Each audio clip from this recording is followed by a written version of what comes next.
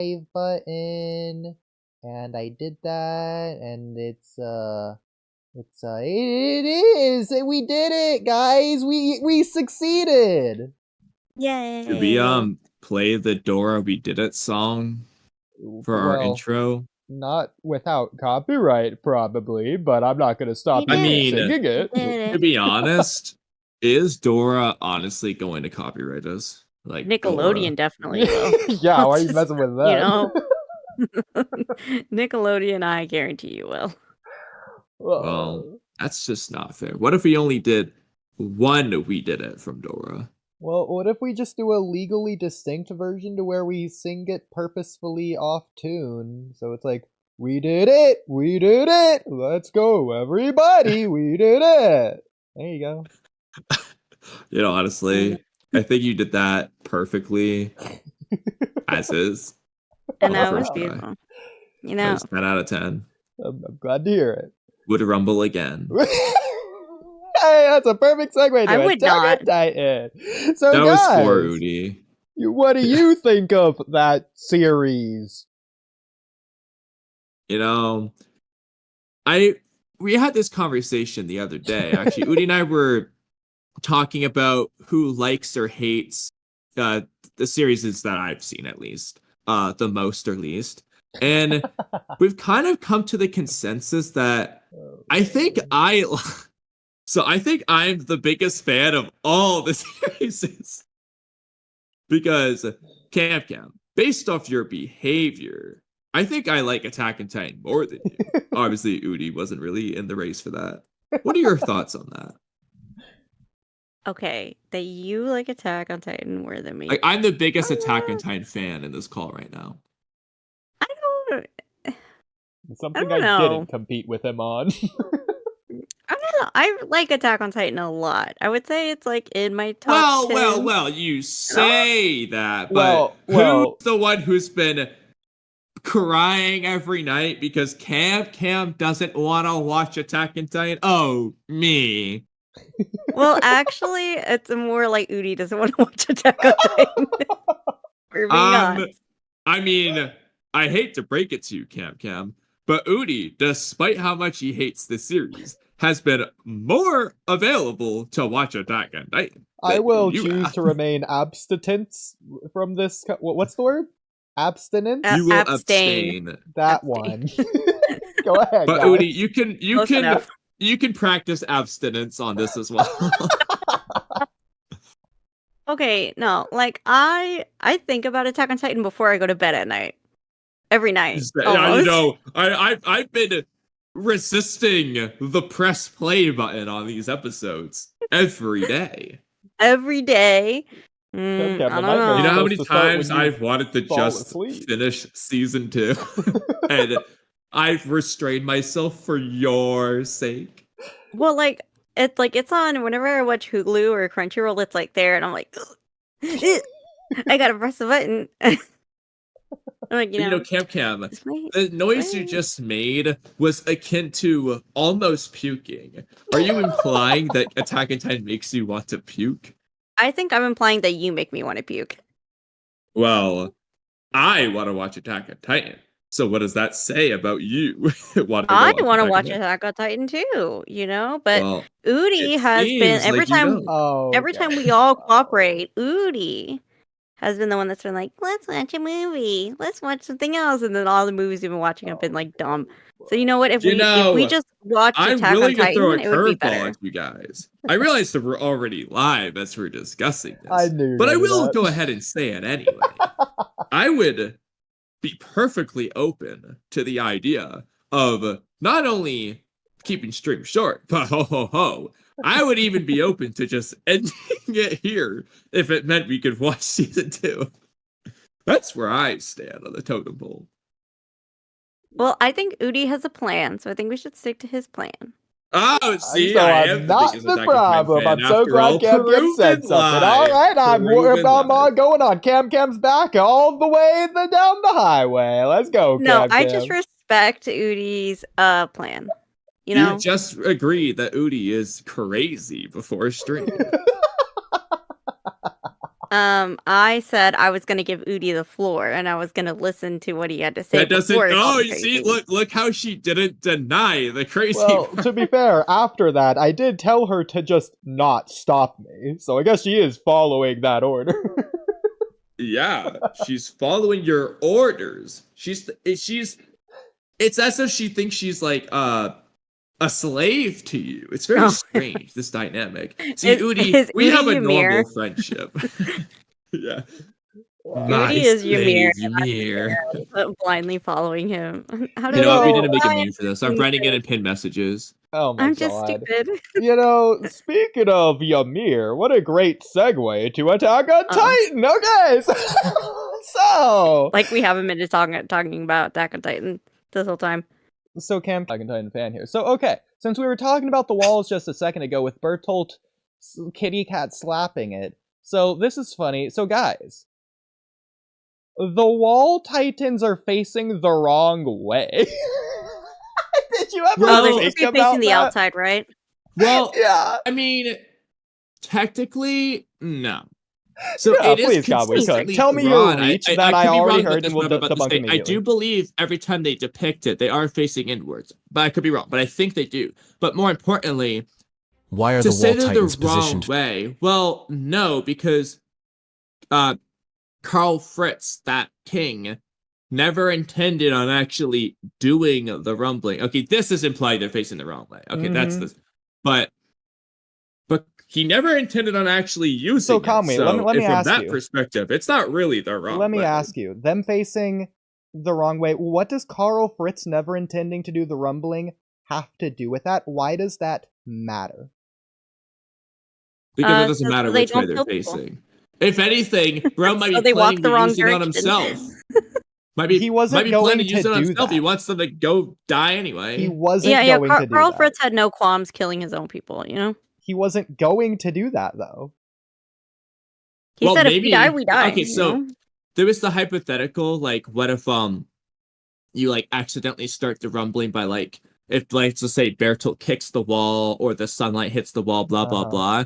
Karl Fritz's plan might be, if that happens, we're rumbling ourselves. Hi, how are you? Shinsui? Is that you? GT Goku?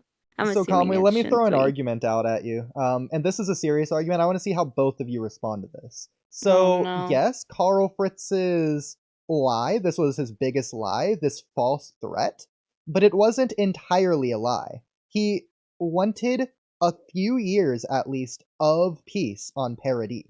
He did want that. So if, hypothetically, Marley attacked extremely early, within those first couple of years, that empty threat might have not been so empty. Well, he did say, if you guys, like, we're not going to fight back. If you attack us, we'll just accept our demise, so... Yeah. I don't think he planned on doing that. I think it meant he wanted at least a few years of peace, because he didn't, like, want to be attacked. It's more like a, kind of like, okay, we won't attack you, so don't attack us. Like, give us some peace. Yeah, it's like he wanted the peace, like, he wanted to not be attacked.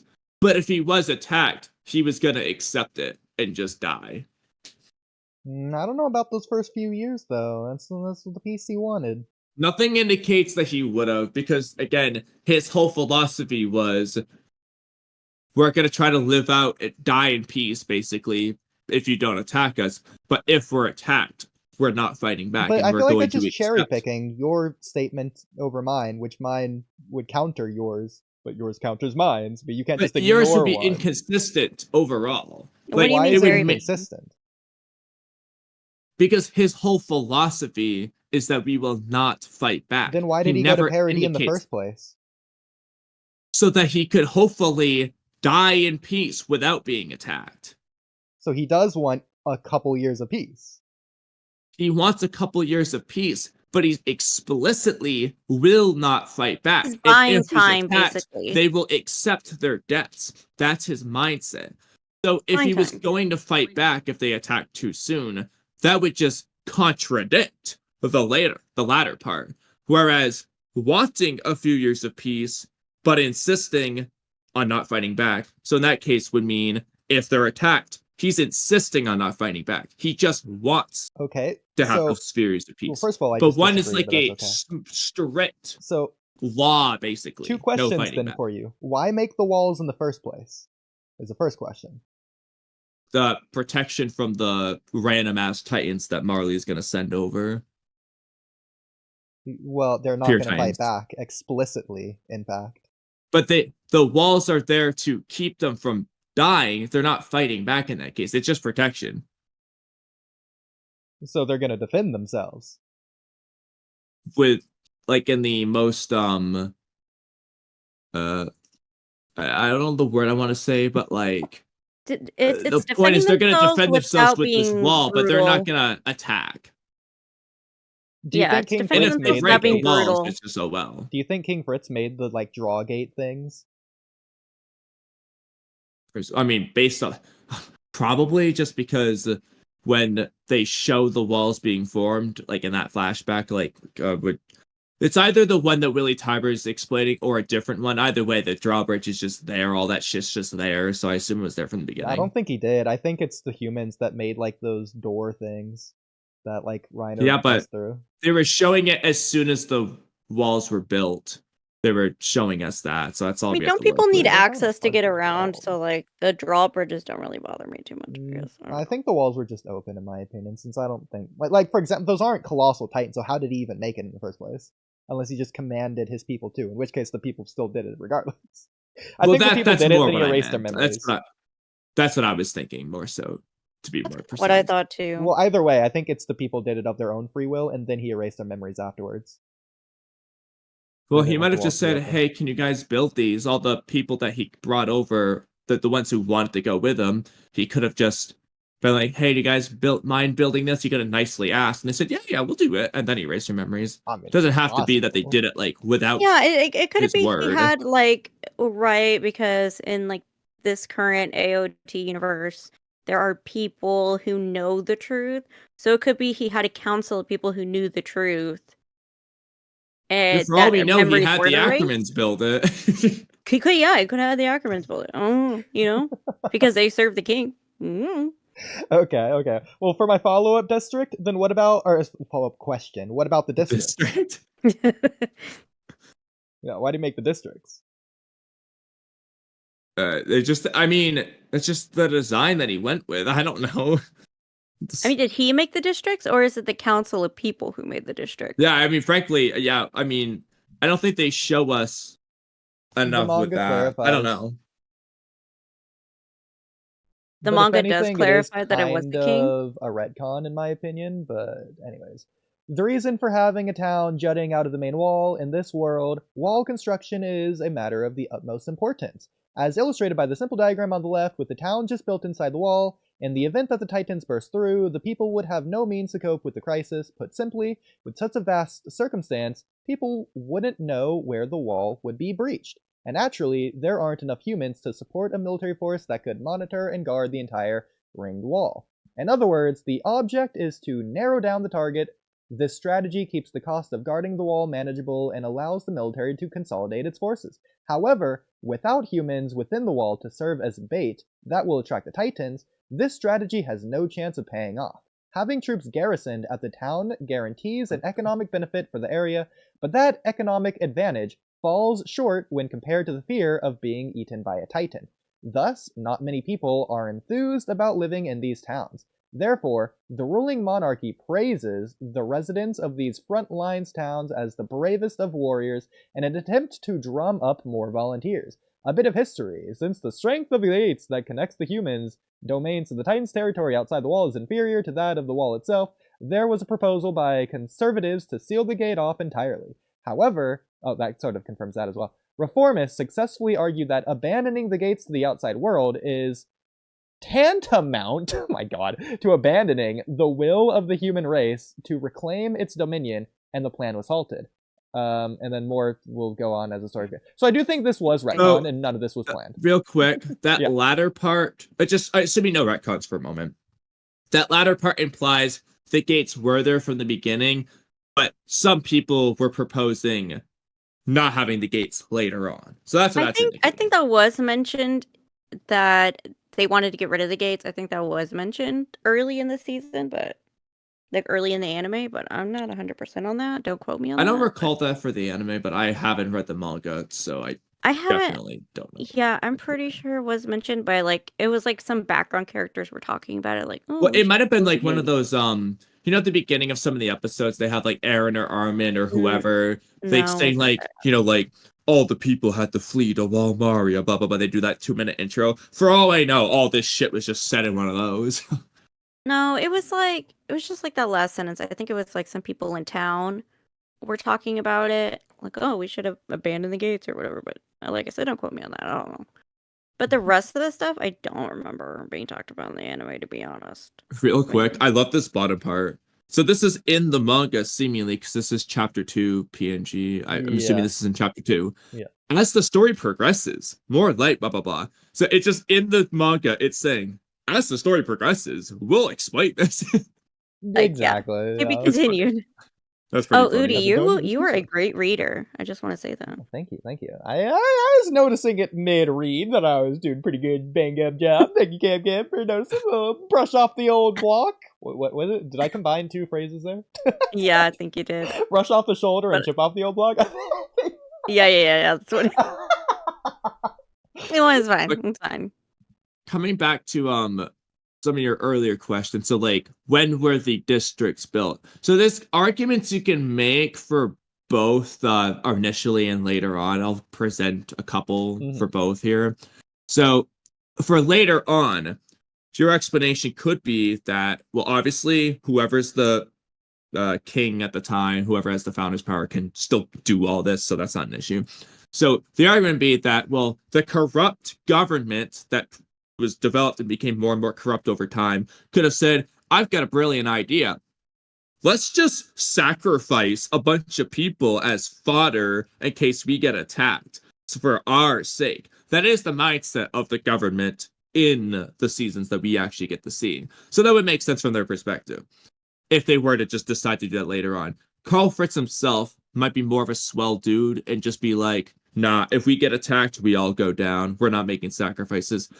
That being said, it's entirely possible that he was like, well, I want as many of us to survive as possible, so like, we'll sacrifice the districts, blah, blah, blah. It could go either way. At the end of the day, in this case, he's not fighting back. It's more like, I'll take defensive measures so that we hopefully survive, but we won't fight back kind of thing. But the rumbling is fighting back. So either way, I still think the rumbling would just go against that philosophy, but yeah, I don't know what you think about the districts part. Well, first of all, just to clarify, I'm not going to say you did one thing or the other, just to clarify. When I say districts, I am referring to the walls, not the town inside. Yeah, I know, but like it gets all together, the wall of the district.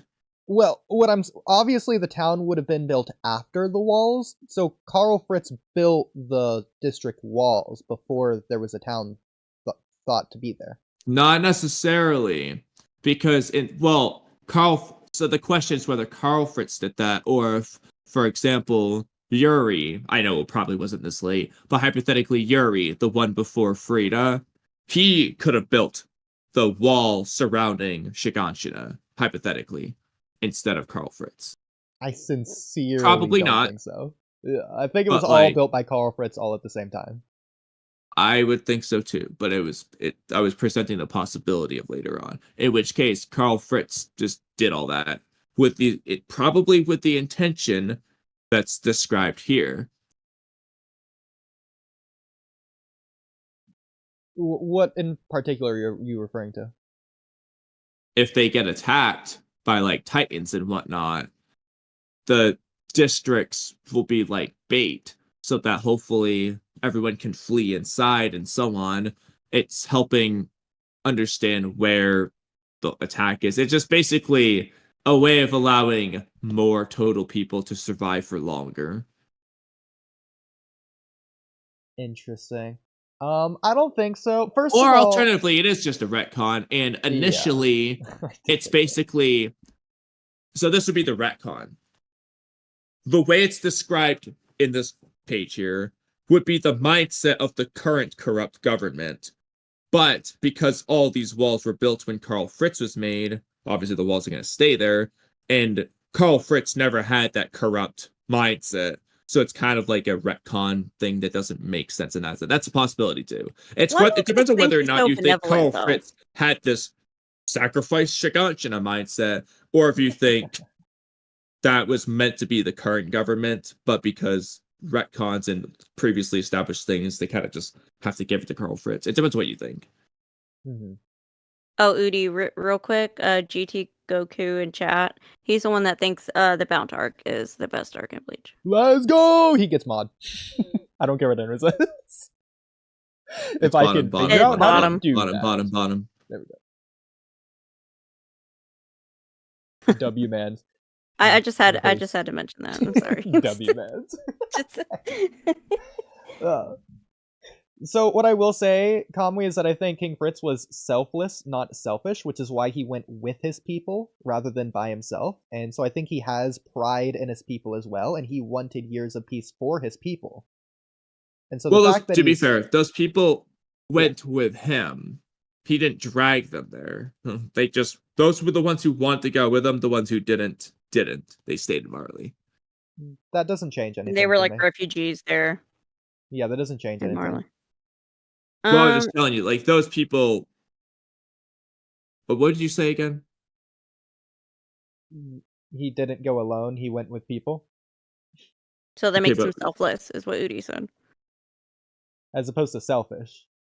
And that he would have pride in his people, considering he's a founding titan. He could have commanded them to not go with him, for example. So he allowed them to go with him, if you want to say it that way. Or the fact he just didn't go alone in general. The fact they even knew he was going at all means he probably told them.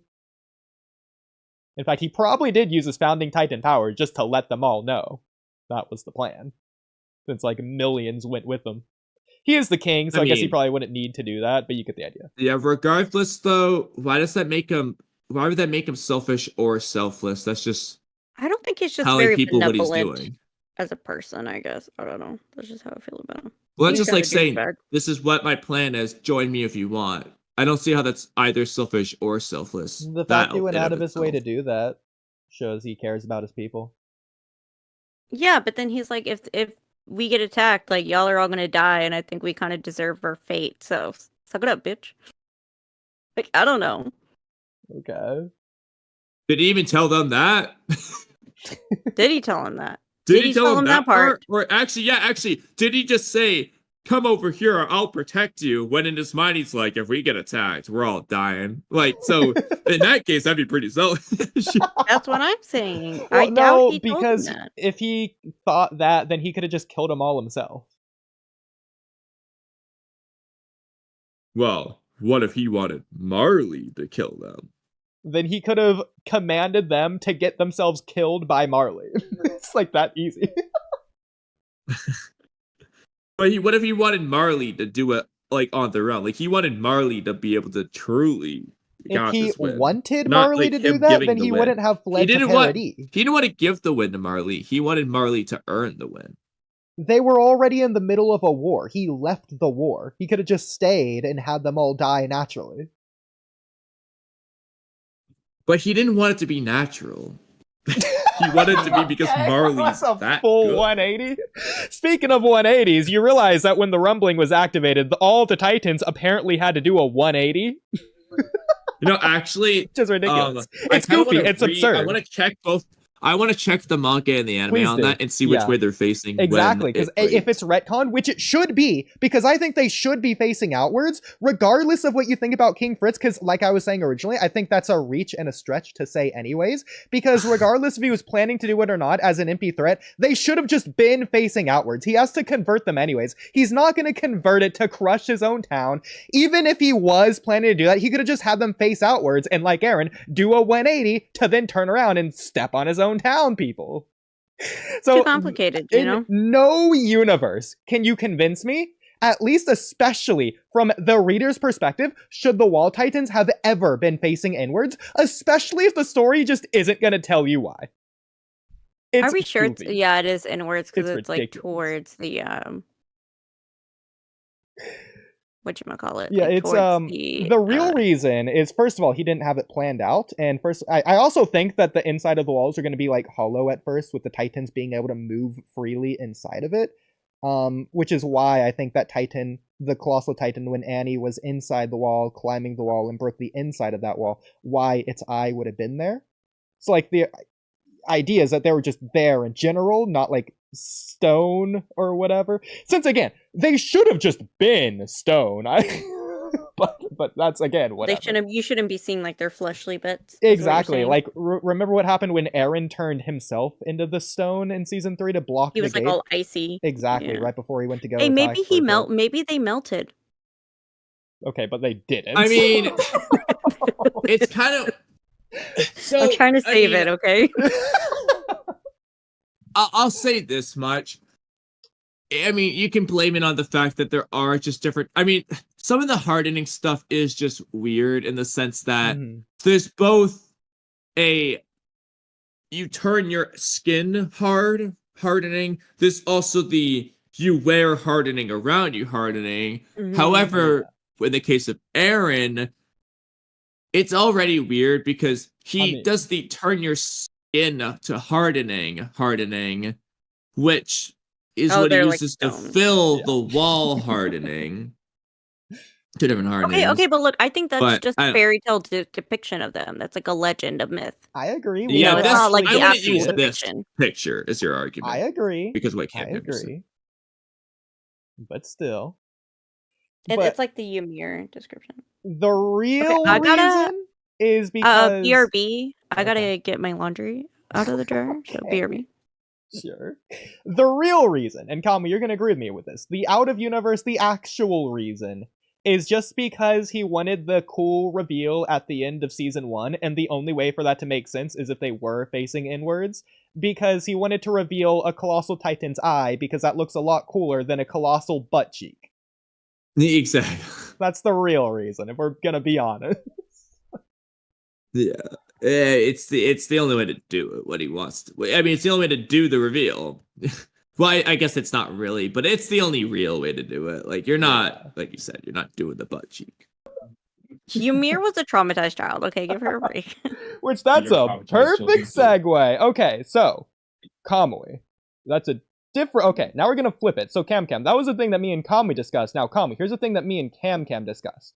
So, Kamui. When it comes to Ymir loving King Fritz,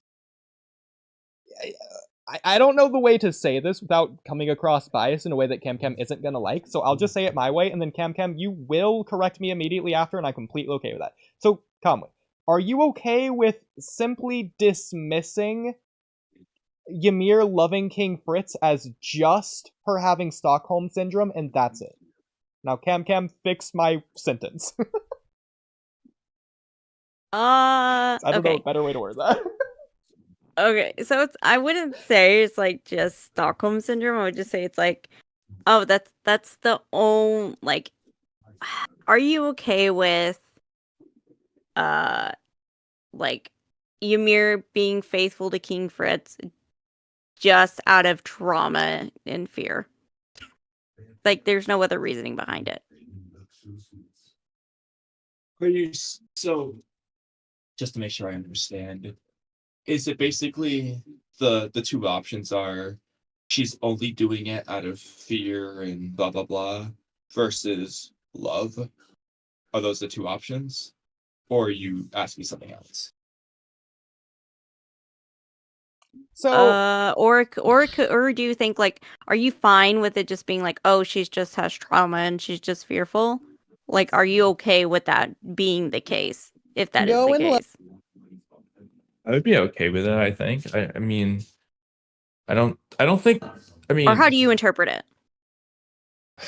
Well, so the problem is, if you entirely remove any aspect of love, her Mikasa parallel becomes weirder, because whereas yes, I mean it still works because it's like they would just be enslaved to something else, and Mikasa would be a slave to her love for Eren, whereas Ymir would just be a literal slave, and you can honestly argue that's actually better in that case, but I would say generally yes, I would be okay if they just removed the love and they worded it as whatever I want to say, afraid and blah blah blah, or that like it just was built being into her to the point that she just had lost confidence in her own will, blah blah blah. Maybe like she like thought her I feel like there's a story that does this sort of thing, but almost as if she thought her thoughts would be bad because it was like drilled into her essentially. Like her thoughts and actions are bad. She needs to follow others. That kind of mindset. I don't know what example I'm thinking of, but that would be fine. I don't know. So I guess the answer is yes. I'm okay with it.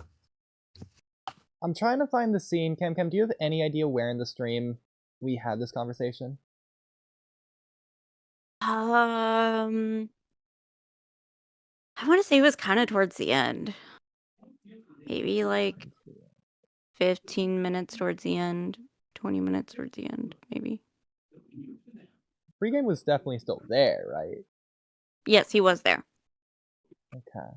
Because he was, I think he kind of agreed with me, but he wasn't really like... That's the thing. He did agree with you. He just didn't care. He didn't care. That's what I'm looking for. He didn't care. But did you guys have two different stances on this? Oodie did have a different stance. So okay, so wait, what are the two stances? I'm not fully sure if I'm even understanding this properly. So first, just present your stances. So I had pretty much said that her staying with King Fritz is like, it's just purely a trauma response. That it is like a psychological trauma response. Okay, see, this is what I'm saying. I don't think I understood your question in the first place, because it sounds like you're discussing what is the case, whereas the way you worded your question made it seem like almost like rewriting to where would you have been okay if blank was the case? Well, because like Oodie was like, I'm not okay with it just being that way. Like, to me, that seems kind of like a cop-out, I think is what Oodie was trying to say. I think we were talking about it after the stream as well. Is that, yeah, we did talk about it after the stream. This is one of the things. Is that Camcam, the compromise, understand it, ultimatum, resolution to this whole conversation was that you look at stories to... I'm forgetting the exact way to do it. You look at the real world to explain stories, whereas I look at stories to explain the real world. That's not exactly how I said it, and that might be backwards from what I said, but it was something like that. I look at stories to better understand humans. But I also look at like when I compare stories, I'm like, oh, this reminds me of an example that happened back in like 1940 or like the 1950s, because it's an example on humans and human behavior. And I think Attack on Titan is basically an example in how humans think. That's why when like Isayama said like it's a mirror of our world, what he means it's a mirror on human behavior. Okay, what did I say?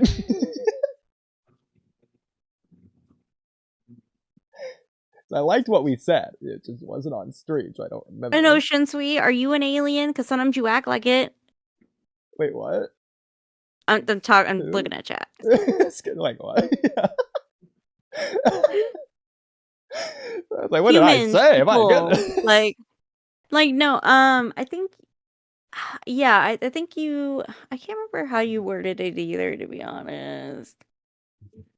But it was like because the like it's mostly like whenever you view stories, I feel like you kind of view them as like insular. Mm-hmm. You don't really like compare it to like history, or you don't compare it to like world events versus like I do. Yeah, definitely not. It's stories like explain or like speak on the real world rather than the other way around. But I worded it infinitely better off stream. Space was there, I think. Space, do you remember? I have to guarantee Space doesn't remember. I still can't believe I haven't found this yet. This is insane. But anyway. Yeah, so just real quick, were you discussing what is the case in the current story? So does Ymir only have fear trauma versus does Ymir have love for King Fritz? Was that the discussion? Or okay, Space says hypothetical rewriting, like if she didn't love I do or don't like this. Like what I just want to make sure I understood what you're even discussing. Space says he remembers me being very dismissive of people who criticize the Ymir stuff. Which I remember me being like very dismissive of it. Okay. People who criticize Ymir, I guess, for staying with King Fritz, or like, I'm just like, I don't care. You guys just don't understand human behavior. Like, it's not my problem. That's pretty much my counter. And you're like, well, like, I think you should, like, I don't know. I think maybe people like have maybe good reasoning. You should listen to it. I was like, no, not open. That's not open for discussion to me. You know what I mean? As what pretty much I was saying. Okay, so let's just I guess start by I'll just ask the question. What do you think is the case? Does she love King Fritz, or is it only fear trauma? Stockholm syndrome is like love out of fear, right? Or am I just not sure what that is? I don't remember. Yes, I looked at it before. I would say Stockholm syndrome is love out of fear. I wouldn't say Stockholm syndrome is love at all. It's like it's like you end up thinking you're in love with your captive, with your captor. It isn't, no, well, that's an example of it. It isn't necessarily that. It's whenever you develop a close bond with your captor to the point that you wouldn't necessarily mind staying with them, or that you aren't seeing it as bad as it actually is. Okay, yeah. Well, so essentially, assuming Stockholm syndrome, they're basically bonding with their abusers. Yeah, you don't have to in this particular love them. Yeah, so in this particular case, it would be a specific form of Stockholm syndrome that happens to be love, but it's not necessarily always that way. Yeah, and you just develop a strong emotional connection. Can't find this.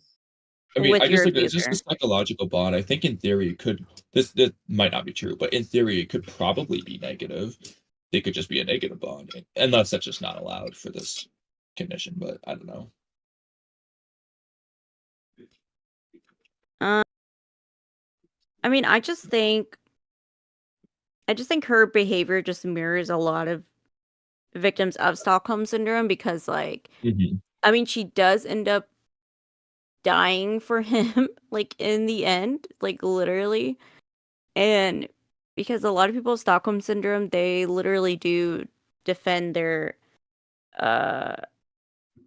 like defend their abusers from the authorities. Like, they may not press charges, or they may say like, oh, he's innocent, I want to be with them. I think there was a case where like I think how they originally got the term Stockholm syndrome was like, there was some bank robbers who were holding these people hostage, holding some women hostage in a bank, and they were like, at the end, they were like, oh, like, we actually like being with these people are nice, and they were like holding them up at gunpoint, but like, you know, they're literally just victims, and they're like, you know, I don't want to press charges, like, please, don't hurt them, is what they were saying. I feel like that kind of mirrored Ymir's behavior a little bit towards King Fritz, because I mean, like, she was literally willing to scorch the earth for him. You know what I mean? So what is Oodie's perspective now? So what is the case? Not what should be the case, just what is the case. So, okay. I think what is the case is that Ymir, regardless of if there is Stockholm syndrome there or not, I think at least it wasn't there at first, and that Ymir did grow to love King Fritz genuinely, regardless of how much love you think was there. I think that it was there before she developed Stockholm syndrome, assuming you think that is even something she has in the first place.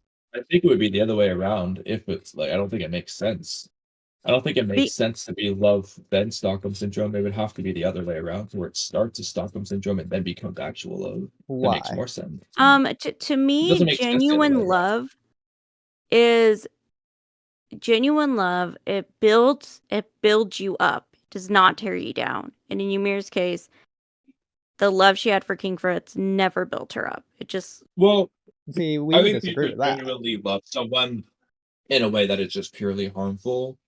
You shouldn't. But like, I think you can do that. I don't think you I can. wouldn't say well, it's not mutual love, but I think you can have a one-way true love that is just bad. That's I don't think that's possible. I don't think you can. I don't think that's genuine love. I I personally don't believe in unrequited love. I think the person doesn't love you back, you just get over it. Well, do you think that Hinata loved Naruto as a kid? I think she's too young to know what love is or love was. Okay, 16-year-old Hinata in the pain arc saying, "I love you, Naruto." Naruto didn't love her back. So did Hinata not love Naruto? I don't think it was the genuine. I think they had a strong connection, and I think like their friendship was good. So maybe it was like platonic. I think maybe again, though, a bit more platonic. It doesn't mean that they're in love. I'm asking if she loved Naruto.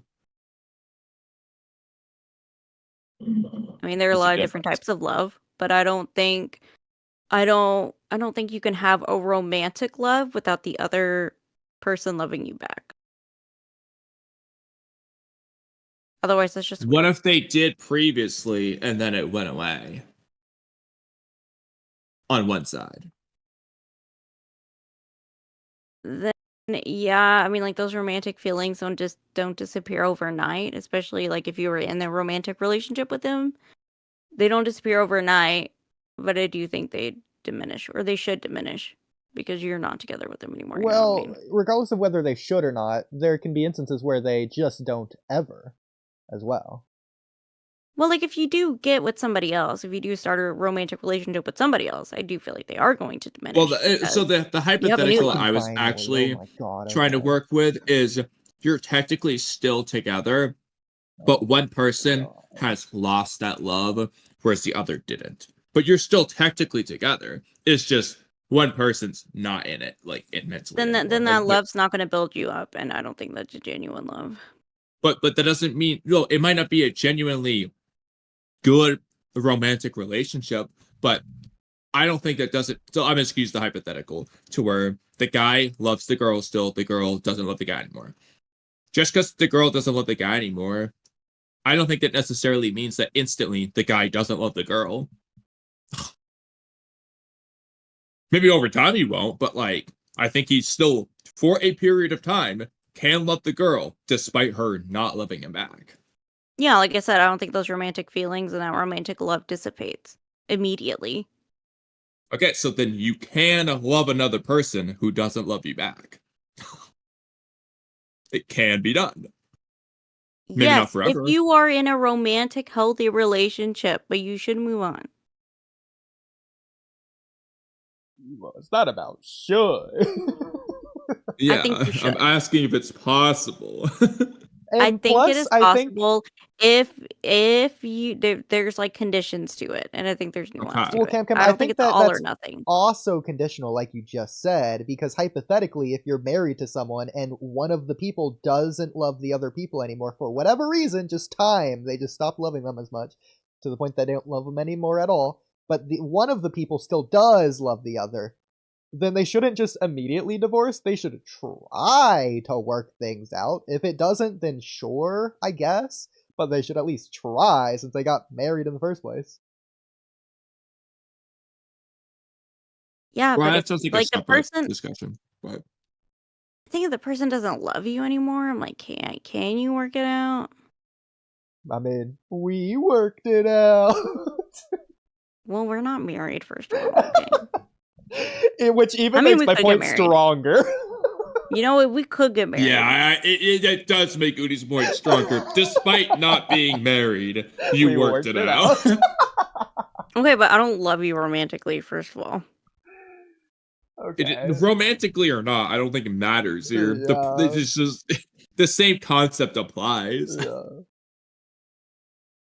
If anything, Ken, that also makes my point stronger. The fact you don't love me, and we still managed to work it out.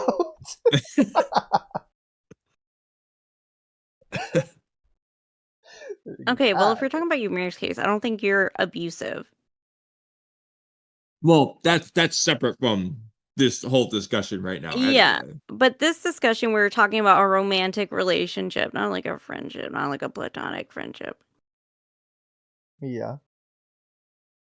Well, either way, real quick, going back a little bit here. Stockholm syndrome's where you develop this bond with the person. Yes. If you already love the person, it doesn't make sense to Stockholm syndromeify, develop love. You already Kamui, there's love where I disagree. Because that would be the sunk cost fallacy in this case. What you're thinking of when you think of Stockholm Syndrome is purely just a kidnap from a stranger you don't know.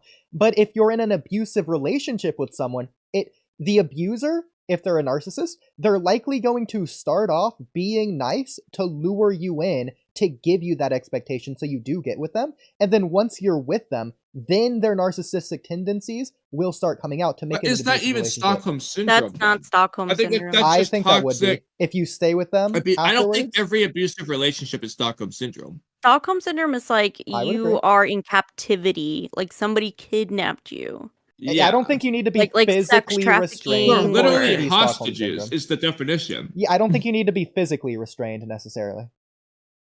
Because in the definition is be a mental like restraint. Hostages. Well, actually, I guess it depends on which place you're looking at. I think blackmail would even count as well. But because hypothetically, I don't know if blackmail would. Hypothetically, let's say you are being physically restrained, but then the person threatens you that if you leave, it'll be bad, and they unlock the doors. You're still, in my opinion, being physically restrained, just not like physically.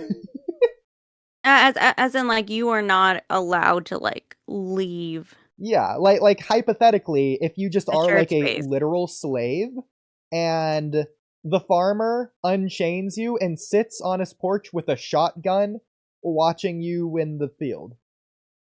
You're not physically restrained, but you are.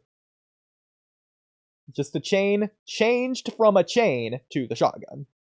I mean, all I know is I don't know if Stockholm Syndrome applies to just general relationships that are abusive, or if it's specifically meant to be like you got taken and abused, but in a different. I don't know if it might apply, it might not. I just don't know if it applies to standard abusive relationship, or if it's like a more specific situation. I don't know.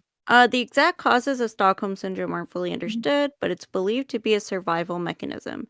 Victims may form bonds with their captors as a way to cope with extreme, frightening situations.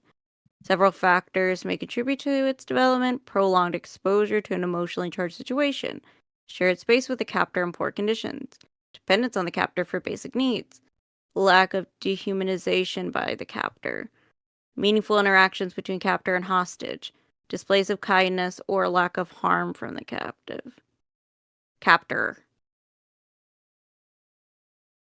I guess to be fair, King Fritz probably stopped harming Ymir once she got Titan powers. Yeah.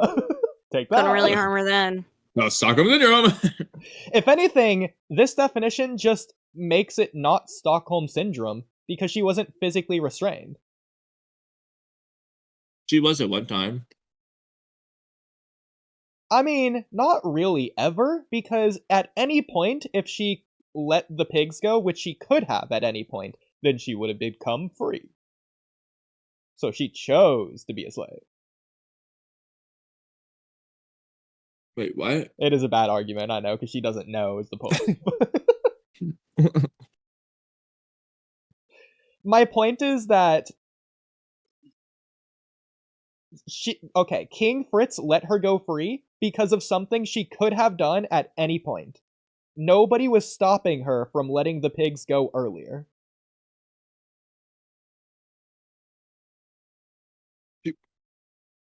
She wasn't supposed to let the pigs go. I know. But and when she set her quote-unquote free, you know that he wasn't setting her free. It was like, I'm gonna kill you, quote-unquote. You'll be free. Like, yes. That's setting her not free. His slave anymore. I guess. I mean, didn't he marry her? I feel like that's kind of like slavery, okay?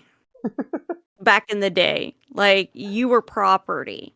Well, besides, even then, she just, regardless of the paragenilia, she just straight up did get away. There's no denying. She just wasn't gonna die regardless, in my opinion. Well, no, she like fell into a giant and I'm gonna say really that swimming because she was dying. She was dying. Okay, from the arrow. I'm gonna say she that was gonna die. I'm gonna say the tree and especially the water was a result of the paragenilia, especially looking at the after credit scene with it being the exact same thing. I think without the paragenilia, that water and that tree wouldn't be there, or at least the tree wouldn't be as big. And she had already gotten away by that point. Well, if the tree isn't big, the tree's useless for her getting away. She had already gotten away, in my opinion. Well, she was bleeding out, so... I think she would have lived. Based on what? Human bodies heal naturally. Okay. Okay, but I guess we gotta examine her damage. It wasn't that bad. The fact she was able to continue running away tells me it wasn't that bad. Adrenaline only works for so long. So I think your best argument there would be that she would get an infection and die, but then I'd have to ask you to prove that. Yeah. Okay, well anyways, I found the clip if we all want to listen to what we said. Okay. But, yeah. But his specialness overrides everybody else's, you know? Yeah. But again, like, regardless of Aaron's patheticness, sometimes. Another thing that I see people really complain about is they hate the fact that Ymir loved King Fritz. I thought that was an interesting plot revelation. I think it worked the way it was written. I don't think it's interesting. I just saw it as like, oh, yeah, that happens to traumatized women. Yeah. It was a big revelation. Well, we weren't expecting it at the time. Oh yeah, I wasn't expecting it at the time, but like the way the story played, I was like, oh, that's not surprising. The way they played it out, I'm talking about the reveal itself. It felt like a big she was plot in twist love? Almost. Yeah, because we expected her to hate King Fritz. We didn't understand why she went back to assist him or whatever. The reason was because she loved him. We just didn't know the reason. I don't know. I mean, yeah, no, I don't know. I think it made perfect sense, and it wasn't very surprising to me. Yeah, but a lot of people don't like that because they think that you shouldn't have loved her. I find it very surprising either. She did. I mean, it's Stockholm syndrome. Read a psychology book, bros. Like, so I'm sorry, you just don't open a book. That's my complaint. I'm so read a book. He looks like an Oodie. So I don't even okay, watching this back, I don't even understand this. I was defending it and Camcam was attacking me. I was saying it was because you were like, wow, it's like a big revelation. And I'm like, no, it's not. Like, what do you mean? Good. And you're like, yeah, it's whatever. I guess you're right, Kamui. You really are the biggest Attack on Titan fan here. No, because you were like, this is such a big revelation. Like, oh my god, nobody was expecting it. And then I was also attacking the haters who did not like the fact that she loved King Fritz. I was attacking them through you. Oh god. Because you mentioned it. Okay, you were the what is it called? Oodie, you were the wall, and she was attacking the people inside Parody. So I was the district. Yeah. You know, so that's why I was like, oh, read a book, open a book, bro, because I was like talking about them. Well, it definitely did. I wasn't talking about you. I was talking about the haters. Well, Kamui, it felt like you were talking about Oodie because you know Oodie notoriously doesn't like reading books. No, I was not talking about Oodie. I promise you, I was not talking about Oodie. But yes, I know Oodie doesn't like books. That's why I bought him a picture book. That's why you bought him a book. I did like it. That's why I bought him a picture book. Yes, it was the perfect gift. So Kamui. I know he dreaded it when he actually thought it was a book with words. But no, and I was just like, okay, that's not a huge revelation. Like, it makes perfect sense with the story, and I don't understand why people hate it, and I don't understand why you're like, well, mind blown, you know? It's not about it not making sense, because it makes sense. It's about whether or not Oodie was a conduit. That's the word. Thank you, Millennium Kage. It's about it being revealed. Like, what would you say the biggest revelation is in all of Attack on Titan, Kamui? The biggest revelation? Well, biggest in what sense? Like the most impactful, most iconic, or the most surprising? Like Okay, you know what? Yeah, I'll say go for whatever. So I'll just say my answer. My answer would be the Bertolt Reiner reveal. See, that's probably arguably the most impactful. Yeah, okay, maybe even let's just go with most impactful. The most important and impactful, I'd say Reiner Bertolt. Most important would either be Reiner Bertolt or Marley with Grisha's basement. Most surprising is probably Eren talking to himself via the paths with Zeke and Grisha and whatnot, probably. Kamui's lost the plot. Okay, either way, in all three of those instances... Well, I'm sorry, your question could be interpreted 9,000 different ways, and they would have 9,000 different answers. Okay, anyways. I wasn't looking for that. Sorry, I cared about your question. Sorry, he loves to talk on Titan so much. Number one fan, proving himself right now. I care. Number one fan, okay. I think he takes cake. Okay, well, either way, Kamui. The point is, just sticking with for right now, for Reiner and Bertolt, we can get to the other examples later. Both of us, both you and I'm not sure about Camcam, I'll just assume for now that she did, just to make the argument easier. We all knew going into it that they were the Titans. That I did not know. Whoa. I did not know. That doesn't change the reveal. I thought you said you didn't know. Where is this coming from? I've explained multiple times that it was like you and your friend. Yeah. Right? I'll even let Camcam explain it just to prove my point that I've explained this multiple times. It was like you and your friend had heard about it or something. So me and my friend had reacted to the previous episode. I think it was episode 5 would have been that. Yeah. And I remember watching like the YouTube video a little bit of it. Exactly. We even pulled it up on stream. That was actually for episode 7, but you get the point. So we watched episode 5, and then we were like annoyed at how bad it was, so we looked it up, not knowing that next week was going to be the reveal. So we didn't know when they were going to be revealed, but we did know that they were the Titans. And Kamui, regardless of looking up, you just did know. The point is that doesn't change the fact that it's not just a big revelation, it's the biggest revelation. So regardless if you already quote-unquote apparently knew, which you didn't know, it made sense that that Ymir loved King Fritz. You didn't know she did. The point is the story is telling you that's the case. When it is, it's when it happens, that's the reveal. It was a big revelation for Reiner and Bertolt. It was a big revelation for Ymir. I got chills the same in both scenes. And the same for the Eren talking to Grisha scene. We didn't know that Eren was going to do that, but we already knew what Grisha was going to do. It's about how it's going to get to that matters.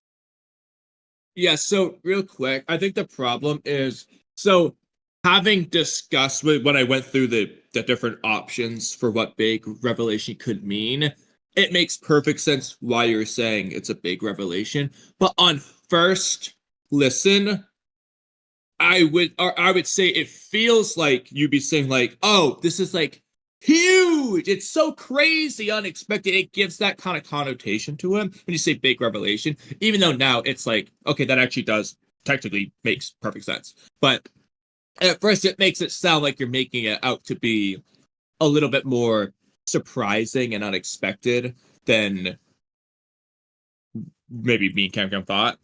But it changes everything. Now I would say, yeah, I think there's nothing wrong with you saying that. Yeah. So, for example, it changes nothing in the fact that Reiner and Bertolt are still the Armored and Colossal Titans before and after. Nothing's changed there. Same with everything else. And then same with the Eren talking to Grisha. We already knew what happened. Nothing changed there. if anything, it's a big revelation because leading up to it, we knew what was going to happen, and it's weird that it seemed like it wasn't going to be that, and so we're wondering, how does it even get to become this? Yeah. Which is the same for the Ymir King Fritz thing. We know she assists King Fritz. We don't know why she went back. And it's becoming weirder and weirder that she would love him based on what they say. Again, we haven't got to this part in the stream, but the fact the story doesn't explain or even use the word Stockholm Syndrome anywhere, it only says love, tells me I don't think the authors were going for that. And I've thought about it since Camcam. I have more evidence, but we'll stop to let Kamui talk. Well, that was... So let me start getting to, like, what should be and what is and stuff. Exactly, yeah. One of the things I was going to say is, well, to be honest, it's not explicitly clear. It's either as simple as she just straight up loves him, that simple, or it's left up for viewer interpretation, one or the other, because they don't just explain it in really any detail. They're not saying, oh, it's the Stockholm Syndrome, blah, blah, blah, it's a captor. Aaron's not saying specifically, you know, it's an abused mindset, blah, blah, blah. He's not saying any of that. Nor is he specifying, despite all the love, she just loves him romantic, or despite all the bad things he did, she loves him romantic. He's not specifying, he's just saying she loves King Fritz. So, he doesn't really understand that makes it kind of like, you know, tricky. Yeah, I mean, he's like, I don't really understand it, but like, she loves him. Oh, so before, I'm just a dude, I don't understand. Before even having the following discussion that we're about to have, just to have clarity, so Camcam, for all of the rest of the discussion, we sort of have to go with me and Kamui's definition of love, and not your definition of love. So whenever we talk about love, it would have to be our definition and not yours for the conversation to exist, in my opinion. But as long as what is y'all's definition again? That are okay with that. Hinata loved Naruto, as an example. I think hers was an obsession. I think it was just an obsession. I think it was an obsession. Aaron didn't say that Ymir's obsessed with King Fritz. Exactly. The word Aaron used was love. And I don't think it was genuine love. I think love can take, I would say love can take many different forms. Well, but I think we often misinterpret our real love. It just isn't love then. Yeah. I think we can misinterpret our feelings for love. Well, but what Aaron is saying is that it is love, not that he thinks it's love, or that Ymir thought it was love, or that it was something like love. Yeah, he's just saying, like, yeah, she just does love him. Love. I don't even know how he knows. Well, I mean, he said he doesn't understand it. Well, somehow he probably, when he touched Ymir in the past. So he could just tell through her feelings and Pat's shenanigans. I'm glad you said that. Ninju. Yeah. He doesn't understand it logically. He doesn't need to understand why. He doesn't understand it logically. So Camcam, I wrote he just whole knows script. that it's true. I wrote a whole script about this yesterday. Kamui, I was telling you about this script, the Kaguya script, and I was writing a lot about love in that script. A big portion of the script was dealing about the rationality of love, which works perfectly for Two Blue Vortex right now. So I think a thing that they're doing... Jay agrees with me. Yes, what Camcam said. Wow, she what do you know? That for Camcam's love. friend from Camcam's bubble, from Camcam's social group circle agrees with her. Wow, I've never seen that group think before. Okay, anyway, I'm sorry. I'm just saying. I think she misinterpreted it for love. Just like I think Mikasa and Aaron's. See, that's what I was going to ask. Toxic as well, you know. Okay, I don't think that's love either. Real quick, based on Camcam's definition, Camcam, do you think Aaron and Mikasa were in love? No. At any point in the story. Do you think Mikasa loved Aaron?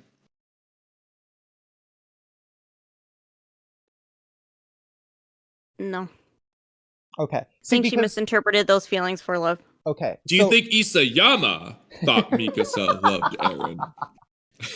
Roach is right. I am the only reasonable person here. Okay, bro. Thank you. This is too Appreciate that. easy. It's surface level thinking, Camcam. You've clearly never taken a philosophy class. I feel like I'm the only one that has taken a philosophy class. Everyone in chat heard me say that and thought that was That's a genuine objectively not insult. true. They don't understand the meme. I have taken a philosophy class. It's objectively In untrue, college. yeah. So fun.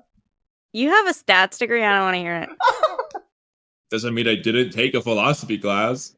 Okay, he had a valid point for me knowing Camcam, but y'all are arguing that an abused child loving a weirdo. The poor girl never even knew what love was, so how is she supposed to know? Yeah, See, but that's not true because Aaron Ymir's was omnipotent. Ymir is described as a compassionate girl. That's the reason she freed the pigs. Compassion comes out of a place of love. Ymir did know what love was. If it comes, okay, if she's a compassionate kid. I think you can show compassion towards bad people, but like I said, I think love builds you up. Love never tears you down. And I think that helps you kind of logic your way out of being in a toxic relationship, for instance. And I don't think she could reason through that yet. She wasn't old enough to reason through that yet. For now. Ymir So you is don't think the oldest love character. Do you think it takes away from Mikas's final moments chopping off Aaron's head if she doesn't love Aaron in the first place? Because I would argue it's more impactful if she did love Aaron. If she doesn't love Aaron, is it really that meaningful? Yeah. I think she loved the way he had helped her, because like you can have people in your life that you love that make you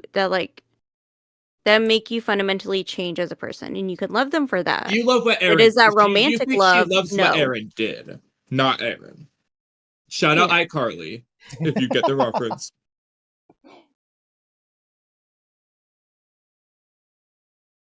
Yes, I do. Okay. Because, for example, yeah, it Jason, sounds she like had a different definition of love. She literally never knew what love was. She doesn't have a definition of love. The show never gives us that from Ymir. And it not giving Millennium us Kage says, which is you can't say she did or didn't know. Like, nothing indicates whether she did or didn't. In fact, know. Because the default the assumption show would be common knowledge. Exactly, because the show didn't clarify. That's an indication that it was just love.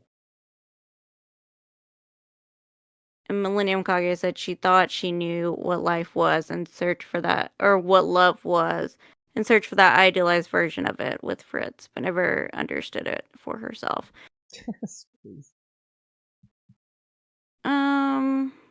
Yeah, I think that could be true. So, Kamui, maybe you can look this up in the manga to see what they do. I'm pretty sure in the anime, when they do the revelation saying that Ymir loved King Fritz, it's not during a moment of abuse, even though you could say the entire time it's technically a moment of abuse. When they say your abuser doesn't abuse you all the time, you know? Yeah, okay, well, I'm getting to a point here. When they say that, what did they show in the manga specifically? Because I'm pretty sure in the anime, what they show directly during this scene is Ymir in the background alone, looking at King Fritz, surrounded by other women, telling me it's coming more so in implication out of jealousy. Yeah, she was like jealous of the other woman that he was with. Yeah, I think that's what both the anime and manga do. I'm gonna double check. And I don't think jealousy is love. Okay, that's fine. I don't think it's even jealousy. I think it's like, here I am loving this person, and this person does not love me back. I agree. So I also don't think it's jealousy. I would agree with you, Camcam. But my point is, if anything, they're going for a different kind of indication, because that would be the moment to show abuse rather than something else. But why did they delete chapter 139 from this website? No. How do I read this chapter? Just him showing that here's this girl, like, mesmerized, who has sacrificed everything for you, has given up any semblance of life that she could have had, has bared your children, and you choose other women. Like, damn.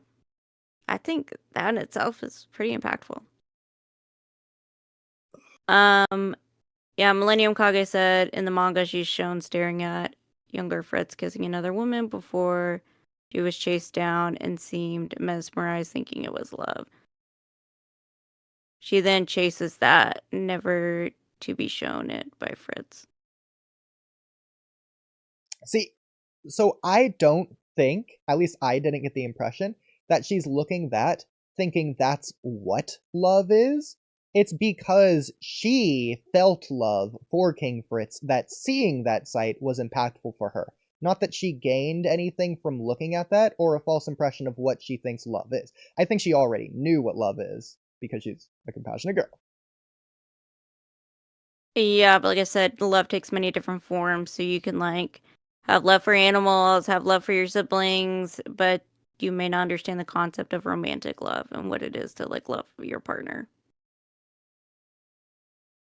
To be fair, the show never even clarifies what type of love she has. It might not even be romantic love for Fritz.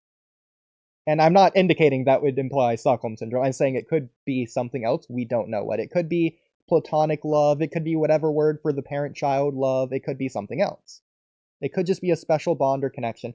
Because love controls us, which I think was the point, more so than Stockholm Syndrome. She wasn't a slave to Stockholm Syndrome. She was a slave to love because she didn't choose to love King Fritz. Nobody chooses who they love. Love can grab hold of any of us at any moment and make us do anything because love is extremely strong and intense and doesn't have any our own perception of love, which may not be healthy, can make us do anything and take hold of us. I don't think we need to perceive love in order to feel it. Because it's inherently a paradox. Because this is, I think, what the point is that they're going for as well, is that love is an emotion, and someone like Zeke spent a maddening amount of time trying to understand it. Why couldn't he? Because he was trying to rationalize it in the same way Armin was, logically. The reason why he couldn't do it, as opposed to someone like Eren, is because Eren isn't the logical type of person. He's the emotional type of person. So he understood it through irrationally understanding the emotion, and that way he could connect to Ymir. That's why Ymir chose Eren.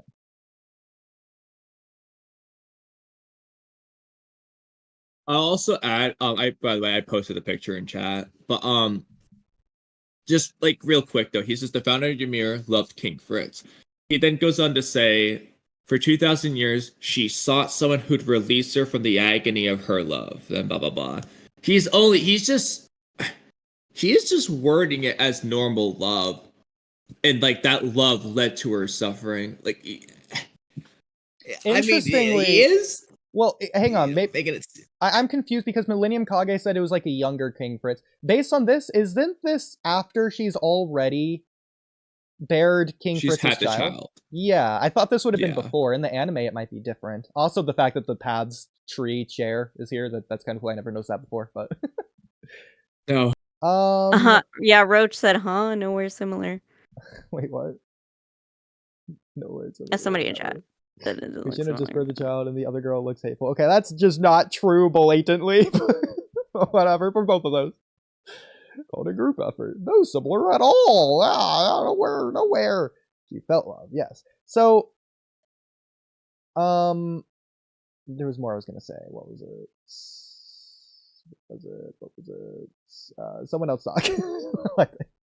Christian has a soft look of affection while Ymir is more empty. By the way, for whoever said it above, yes, you can have Stockholm Syndrome for a family member. Of course you can. Yeah, with Space. Space said, I guess there was a brother. A brother's relationship in My Hero Academia that was getting close to Stockholm Syndrome. I don't know if you know who that is, but... Or what character he's talking about, Oodie. Who? I don't know. All I know is that C Tactics said it was Stockholm Syndrome and that it was good, and that really annoyed me and made me think about it more. And C Tactics is the NC Hammer of the Attack on Titan fandom. So there you go. Who? C Tactics? C Tactics, yeah. He tries to sound smart by understanding, quote-unquote, both takes when he's just... like him, actually. No, Camcam. He is NC Hammer. He is NC Hammer. You like his dog. I like NC Hammer. He has a cute dog. You like his dog. I don't want to hear it. Okay. NC Hammer has a cute dog, so automatically It's not he has love, a Cam. automatically He he's a doesn't good know guy. who you are. It's not love. Care. I love his dog, okay? No, but it only makes And you NC Hammer, worse. It doesn't I build would you like up. to know. And NC Hammer has great skin. I want to know his skincare routine. NC Hammer, drop your skincare routine. See, but it's not building you up. His skincare routine would build me up. And make my skin look good. Just saying. Okay, bro. What I will say, okay. So, Kamui, this is where we get into the should it be the case thing. Well, it should be the case, I should say. So, Ymir, this is almost like a rewrite. Ymir and King Fritz, I'll say this backwards. Eren and Mikasa, the reason they were chosen is because they're supposed to be like Ymir and King Fritz. So that when Mikasa kills Eren, it's supposed to mirror Ymir being able to do what she was never able to do, which is why she's able to let go. The problem is that Mikasa and Eren, to me, maybe Camcam, based on what she's described, disagrees. To me, Mikasa and Eren do not resemble Eren and King Fritz. See, that's what. So this is where I was. That's why I was going to propose some of the pros and cons, arguments for and against, because, like you said, it's supposed to mirror like that, breaking free of that love that was, causing a agony aspect in that sense. Like they both needed to do the same thing. Ymir had to watch Mikasa do what she couldn't do, so that in Pat's style she could go back in time and do it. Blah blah blah. So from that perspective, she should just love King Fritz, so it's the same. However, because Eren and King Fritz have some very clear differences, especially in the way they feel about the other person, so Mikasa or Ymir, and how they treat them. Because at the end of the day, even though Eren has this moment of being a dick where he's lying, but like, Eren is always a dick. I don't know. Okay, but no matter what dickness of Eren you want to point out, it's not anywhere near as bad as King Fritz. Okay, Mikasa is not under. Mikasa is not a victim of Stockholm syndrome. See, okay? I was that's what I was going to ask. Okay, but, that's interesting. But I will say, you can look at another person's situation and say, I'm not in that person's situation. I haven't exactly been in that situation, but damn, I have felt that way before. And you can still draw similarities between you and that other person. My problem is, why did she choose Eren and Mikasa then? Because it's been 2,000 years. If it's not needing to be similar, she could have chose anyone earlier. So what I was going to say is, there's a couple of options. One is, it just needs to be the same level of love. It needs to be something insanely strong, so Mikasa just had it. But, so if you want it to be similar, you do the love thing. If you want there to be a difference, stronger differences, it's still similar, but stronger differences, then you could argue it would be better if Ymir explicitly had Stockholm syndrome. And that's just going to be a difference with her and Mikasa. But in this case, Eren's different from King Fritz. The love styles are different. But because if Mikasa can kill someone she truly loves, who's not being the worst person of all time, then surely Ymir could do the same. And you could argue that works too. The only thing is, this is where you get to the what should or should be the case. Should you do love, but have Eren not be like King Fritz? Like, should you have Eren and King Fritz be more similar, or should you have the loves be less similar? Because it might be weird to have that middle ground, which is what it is. But I think all are fine. Obviously, it's a matter of what's best. I think it should be. I think how I feel about it is that Mikasa, she's having this kind of, and she always feels like, I want to say in the last season of, why is Eren doing what he's doing? How should I react to it? Should I be by his side? Is he doing this for a good reason? So she's constantly battling herself, I think. And she's trying to figure out, what is her next move? Should I follow him? And then she decides I shouldn't follow him because he's obviously making a terrible choice and I can't follow him anymore. I have to kill him. And I think that's maybe the similarity between Ymir and King Fritz is that Ymir should have been like, Well, King Fritz is obviously doing a terrible thing. I should kill him and like set myself free because I think Mikasa, she was just kind of trailing behind him. She always felt like she was trailing behind him and there was some distance between them, I will say. The potential problem though is at no point is there any indication that Ymir ever thought King Fritz was ever not doing a bad thing. Second, unlike Eren giving Mikasa the scarf, King Fritz never does a good thing for Ymir, ever. Hypothetically, if King Fritz just so happened to make this simple, just so happened to give Ymir a scarf when she came back to at least there be that. To say, like, okay, he did say, she's like, holding out on that one gesture of kindness. To be fair, Kamui. But they don't do that. He gave her a purpose. His child. Yeah, I'm not saying that he did a nice thing there. And he said, like, oh, you have so much strength. I will take you as my wife now because of your strength. But again, they're not implying that Ymir was yearning for a purpose. She's not Kimimaro. She wasn't searching for a purpose in life. Yeah. Nothing indicates that. What, wasn't she treated kind of poorly though? She's only been treated poorly by him, even after the fact. Before King Fritz.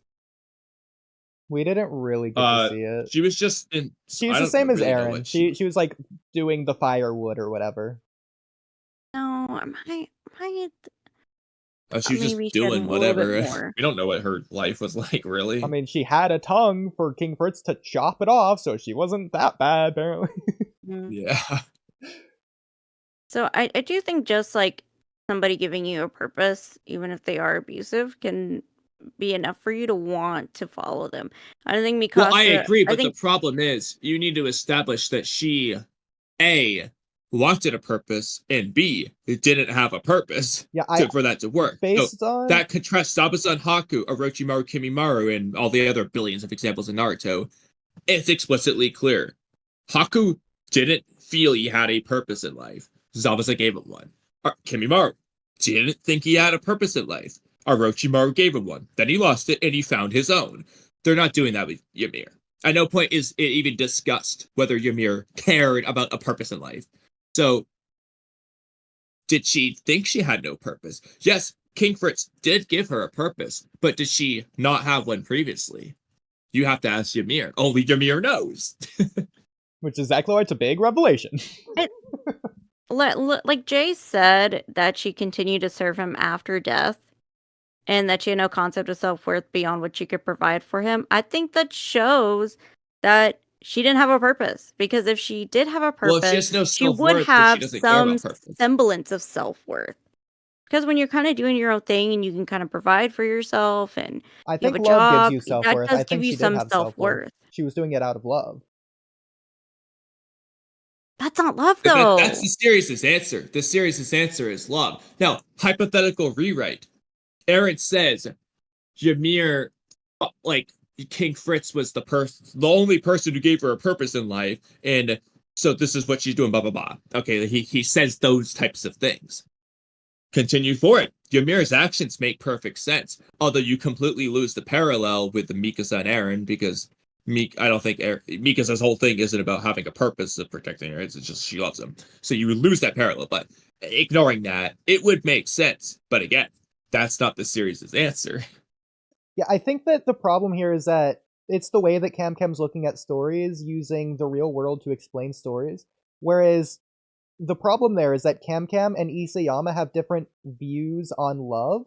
And so Camcam's looking at the real world, whereas Isayama's looking at whatever his own view is to write the story. Well, it's not even the real world. That's how you write stories, though, is that you look at your own experiences through life to create stories. Well, Camcam, that's how you don't create a story out of your butt. That's how even then, Camcam, you have, like, earlier in this stream, we have debated love things.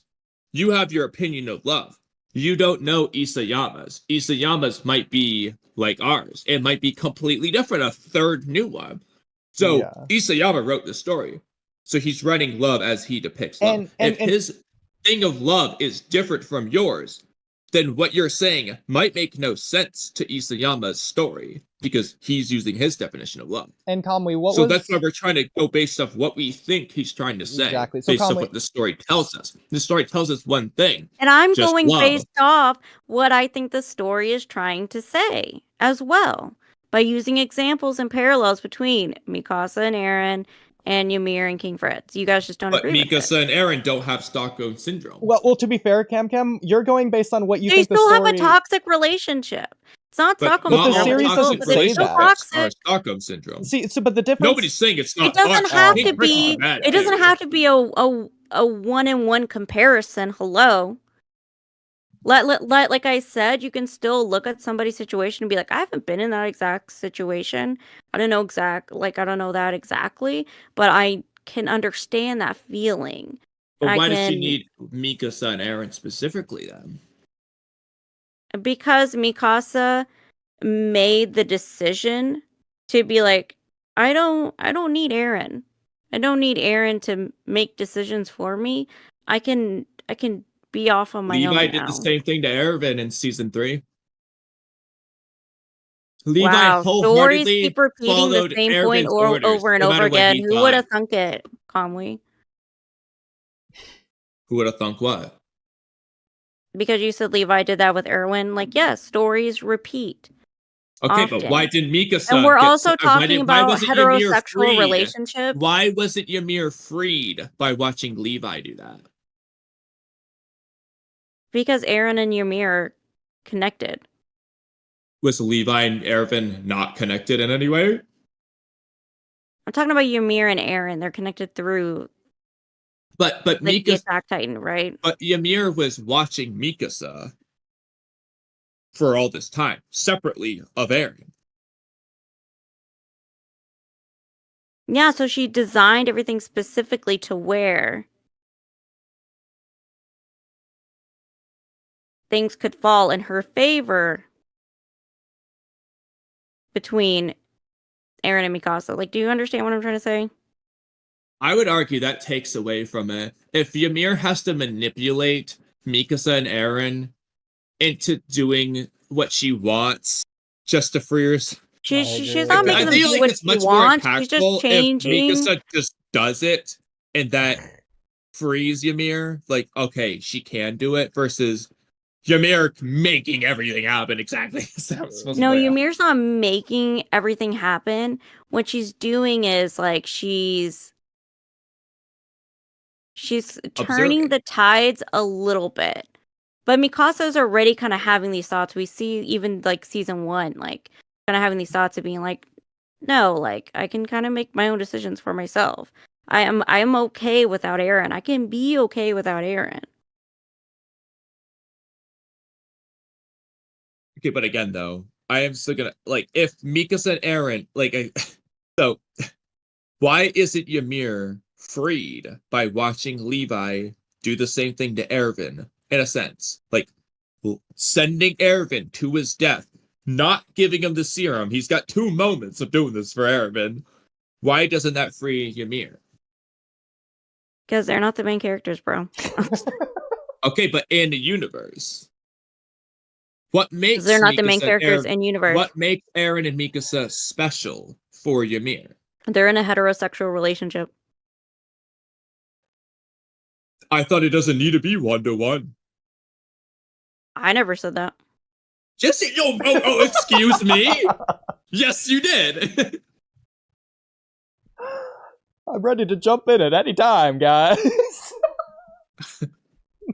More than willing to be a mediator. Okay. All right, Oodie. Time to rewind the stream to what Camcam blatantly said to me. It doesn't need to be 1-to-1. Okay, I'll just say my own things that I've been saving for the past 20 billion years. Okay, so I think the problem here that Kamui and Camcam are facing is, and I'm going to say the whole thing, so don't interrupt me halfway, please, either of you, since I know both of you are going to want to stop me halfway, since I'm going to say things that you're going to want to interrupt, but just let me say the whole thing. I'll let you know when I'm done. So, Camcam is using her worldview to tell us what she thinks the series is trying to say, And Kamui is saying, we shouldn't do that, since our worldview, in terms of Camcam and ours, just everyone's, our worldview isn't Isayama's, and we don't know what Isayama's is. So in order to assess the story based on worldview, we have to go with what the series' worldview itself is, and have that be assumed of what Isayama's worldview is. And so, rather than looking at what we think the series is trying to say based on our worldview, we have to look at what the series is saying first and foremost as like the primary source. And if that's contradicted anywhere, then we look at what the series is trying to say rather than what it directly is saying. So, Kamui, remind me, what was the scan after this? It was something about, like, agonizing love? So, well, okay, so Ymir loved King Fritz. That's what bound her for over 2,000 years. I can't claim to understand the depths of Ymir's heart, but I knew she was in agony as she yearned for freedom. For 2,000 years, she sought someone who'd release her from the agony of her love. Okay, the agony of her love. Appeared. So, it was Mikasa. So that right there inherently, I don't think is contradicted anywhere. So based on Isayama's worldview, based on how he wrote Attack on Titan, or at least based on the Attack on Titan's worldview, since that's not contradicted, I'm assuming Isayama's worldview is telling us love isn't necessarily pure. I think that Isayama thinks love could be from pure passion, or love could also come from a place of cruelty, and either way, both of those are love. So the way I interpret this based on that is that Ymir didn't choose to love King Fritz. She just happened to do so, even before any sort of Stockholm Syndrome or abuse or whatever. And she's agonizing over it. How do you just run into love? I disagree, because then she would have just loved anyone before King Fritz. And I don't think the series anywhere is showing us that either. So I think that she's agonizing over the love because she doesn't want to love King Fritz. But that doesn't change the fact that she does. But she doesn't get a choice in the matter. She just does. And that's why she needs to set herself free by, like, killing him, essentially. Because she loves him and because he's still around, that's causing her agony, and so, essentially. The same as Mika said, Eren. Eren's not being anywhere as bad as King Fritz, but the fact that Eren's doing things... I don't know, Eren caused genocide. Eren committed genocide. Okay. I think he's as bad as I meant specifically towards Mikasa. I think what the series is trying to say here is that love isn't, at least not always, love isn't a choice. I think that's what the series is trying to say with that. Because regardless of if she did or didn't want to love King Fritz, the fact of the matter is that she did, and it was a genuine, pure love. Whether it was cruelty that agonized her, or it was a place of pure passion and love like Grisha and Carla. So, because of this, I think that Eren and Mikasa, it's weird for that to free her. When I understand what Kamui's saying with the Levi and Erwin, I would agree with that, especially since Levi just was in the paths, so she is just connected. And there is no such thing as a main character in universe, which go against that as well. I wouldn't even necessarily go with that. I would, if anything, look at Carla and Keith. Keith did not give up his love for Carla, since I think he always loved her, but he stopped pursuing her or stopped choosing to go after her. He gave up that despite still loving her, which is something that Ymir wasn't able to do. So I think that should have freed her, going based on that, since it's not a one-to-one thing anyways. One more thing I'll add is Mikasa and Eren loving in that regard, I think would be similar in this case, based on what the series is trying to say, because I think based on several indications, I think the most obvious indication, Eren and Zeke's conversation in Marley, I think the point of this and several other things throughout the series is saying that Mikasa doesn't love Eren because of what Eren did for her in the cabin. Mikasa loves Eren because he's Eren. Hypothetically, if Armin was the one that did the exact same things Eren did on that night, or if anyone else did the exact same things for Mikasa in the cabin, Mikasa isn't going to love that person the same way she loved Eren. She loves Eren not for his actions, but for who he is. And I think that would be the same for Ymir, especially so because King Fritz's actions are the epitome of the opposite of love. So she's not loving King Fricks because of his actions. She's loving King Fricks just because of who she is, and she hates the fact that she loves him because of that, which is where that agony comes from. I think that's everything I had to say. So, Camcam, I'll let you take the floor first on all that, since that was a lot.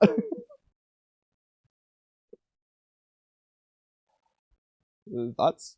I disliked everything about that. I will say. Everything! Not a single thing you liked on that. Well, okay, I guess we have diametrically. I was going to say I disagree. Wait, Kamui, you disagree as well? No, I was gonna say I would just generally just agree. I was mostly supportive of what you were saying. So Camcam, let me pick your brain for just so I can understand your view of love really quick. This isn't to lead you into a corner, to catch you in a contradiction or anything. I'm not doing a debate tactic. This is just me genuinely trying to figure out your views on this. So you mentioned earlier that at no point in the series that Mikasa and Eren love each other. But I don't understand why, based on everything you've said about what you think love is. So, for example, Eren and Mikasa loved each other at the same time, even though they didn't necessarily express it. Eren loved Mikasa at the same time that Mikasa loved Eren. Even if it was individually, they didn't necessarily know the other person felt that way necessarily. You could argue they did through emotions rather than logic, but besides that. But that's not it, because it's a toxic relationship. I understand that's the reason you're saying that. But like Kamui was saying earlier, Eren did give his scarf to Mikasa. I don't think that was a negative thing. So would you consider that a negative thing? Did that overall hurt Mikasa? I mean, he was a child. Okay, so you think it's because it's a child that it's entirely irrelevant, because like Hinata, Mikasa doesn't know what love is because she's too young to understand it. I think Eren did a good action, right, in saving Mikasa. And that opened Mikasa's eyes to show like, oh, like this person has saved me. They are my savior. And like the way he says is like, we live in this world, you have to fight. And that really gave her worldview. And so I think it was more like an idealization of Eren, almost, I would say. So Eren, he did that because, like, I don't know if it was like an act of love. He just has his own moral code, and his moral code is to protect people. So the reason I would disagree with that is because of Zeke and Armin's conversation. The fact that Armin was appreciating the small, little things, he found the beauty in this cruel world. Mikasa was doing the same thing, so I think based on that, she didn't idealize Mikasa's literally got the famous line about that. Yes, she understands who Eren truly is because she understood the small things, and she was focused on appreciating that, not the big things. Sometimes you can lose sight of the big things because, like, he was just a child. I don't think Eren was like a sociopath, crazy person as a child. Hello, I mean, like. Well, he was somewhat of a crazy person, but I think killing people who were trying to sex traffic her is not a bad thing. He was always the same, Eren, in my opinion. But okay, so Camcam, we'll come back to I think that's part of the point. Is Eren was always the same. Yeah. Because Eren's worldview was that. Yes. I will take your freedom if you're going to take my freedom. Yeah. Right? And so maybe what he did wasn't entirely a selfless act. Okay. To be fair, I don't think Eren always knew in his brain that he loved Mikasa, but I think he always knew it in his heart. He only realized it later on, at least like consciously. But that's too little, too late. I don't know. No, that's fair. That's right. And based on your definition, you don't think that Eren ever truly loved Mikasa in the first place. So, okay, let me ask you this. So you don't lie to somebody that you love to push them away from you. I feel like you are only ever radically honest with somebody that you love. I mean, Grisha lied to Carla about the basement and all that. Yeah. And I think if you love somebody, you don't lie to them about things. Well, to be fair, he didn't necessarily lie. She never asked. Omitting the truth is lying. I think it's a form of lying. Well, I it depends think that's on but unrealistic expectations. Okay, so whereas I generally agree, but like hypothetically, he just says, "All right, Carla, I'm gonna go in the basement and I'm gonna do my work in the basement." She says, "Okay, good luck, honey." If she never asks him, like, "Hey, what are you doing in the basement?" I'm not gonna say it's lying. It's just she didn't ask in that case. And I mean, plus, like, we don't know. She didn't ask. As long as it's but I'm kind of like, you don't know. It's not implied like, though, because like you're not Chris even just like curious. Aaron, I'll let you know what I've been doing in the basement. You got a whole Carlos... basement that you don't know what's in there. It's kind of no, but like again though, Chris just like Aaron, I'll let you know what I'm doing in the basement if you're good. Carla's not like, what's in the basement, huh? That's weird. Like she's not doing that. Maybe Carla knew. She didn't. I mean, yeah, it doesn't make sense if she knew, but like, she's not questioning, what are you doing in the basement, Grisha? So like, in my opinion, it's unrealistic to say you can never lie to the person you love. If you do, then you don't love them, because you can lie out of love, and that can be a genuine thing. If it isn't just like a weird mask delusion thing, like Kamui's version of Obito, and Grisha not only thinks, but knows, because it just is true and is the case. Hypothetically, we're just going to say it is the case for now, that he is protecting Grisha. No, he's protecting Carla. He is Grisha. Grisha's protecting Carla by not telling her what's in the basement, lying to her about the basement. And that's coming from a place of protection. If he told her, then in this hypothetical, it just would harm her. Ymir would smite her down, and Grisha just knows that. In this case, lying to her would be out of love, and he would do that because he loves her. So I think there are obvious instances where you can lie to someone that you love. No, I don't think lying is ever a good thing. Well, no, whether or not it's a good thing isn't the point. No, I don't. You can do it out of love. Yes, but it's not helpful to the other person, because the other person may be hurt by your lie because you're not being honest with them. I think sometimes even lying is a form of abuse. Omitting the truth is a form of abuse. I think it's a form of love as well in this case. Because, I do not think so. But if we're going with good and bad, then I think protecting someone is a good thing and harming someone is a bad thing. The lie protects them. Telling them the truth would harm them. So, okay, so we are doing hypotheticals for this. So I do want to just say this before we get too far into this. I agree with Camcam. I am full, give me the fucking truth. Actually been dealt with something in real life on this note. But like, give me the fucking truth. Yeah. Don't lie to me. Don't withhold this shit. I'm fully agree with Camcam on that. However, that doesn't mean that what Oodie's saying isn't true. People can lie out of love, and that can just be a bad thing they did, but with good intentions. You can do bad things with good intentions. I do think that's possible. Just as another doesn't mean it wasn't example, a bad thing. Like, the point is that the intent wasn't. And I think good intentions can lead you to hell. Okay, but Camcam, if you're 3-year-old... There's a saying about that, however it goes. Camcam, you said that you're never going to have a child, but hypothetically, in an alternate universe where Camcam has a child, if your 3-year-old Camcam asks you how babies are made, you're going to lie. If your 3-year-old asks you who is Santa Claus, you're going to tell him Santa's real. No, I mean, like... So you're going to say, well, son, your daddy has his dick, and he sticks it in my vagina. You're not going to do that, Camcam. Let's be realistic. I will. Like even with my 3 and 4-year-olds in class, I taught them that, like, yes, you have a vagina, you have a penis. Like, we're not gonna use weird, stupid baby talk about your genitals. No.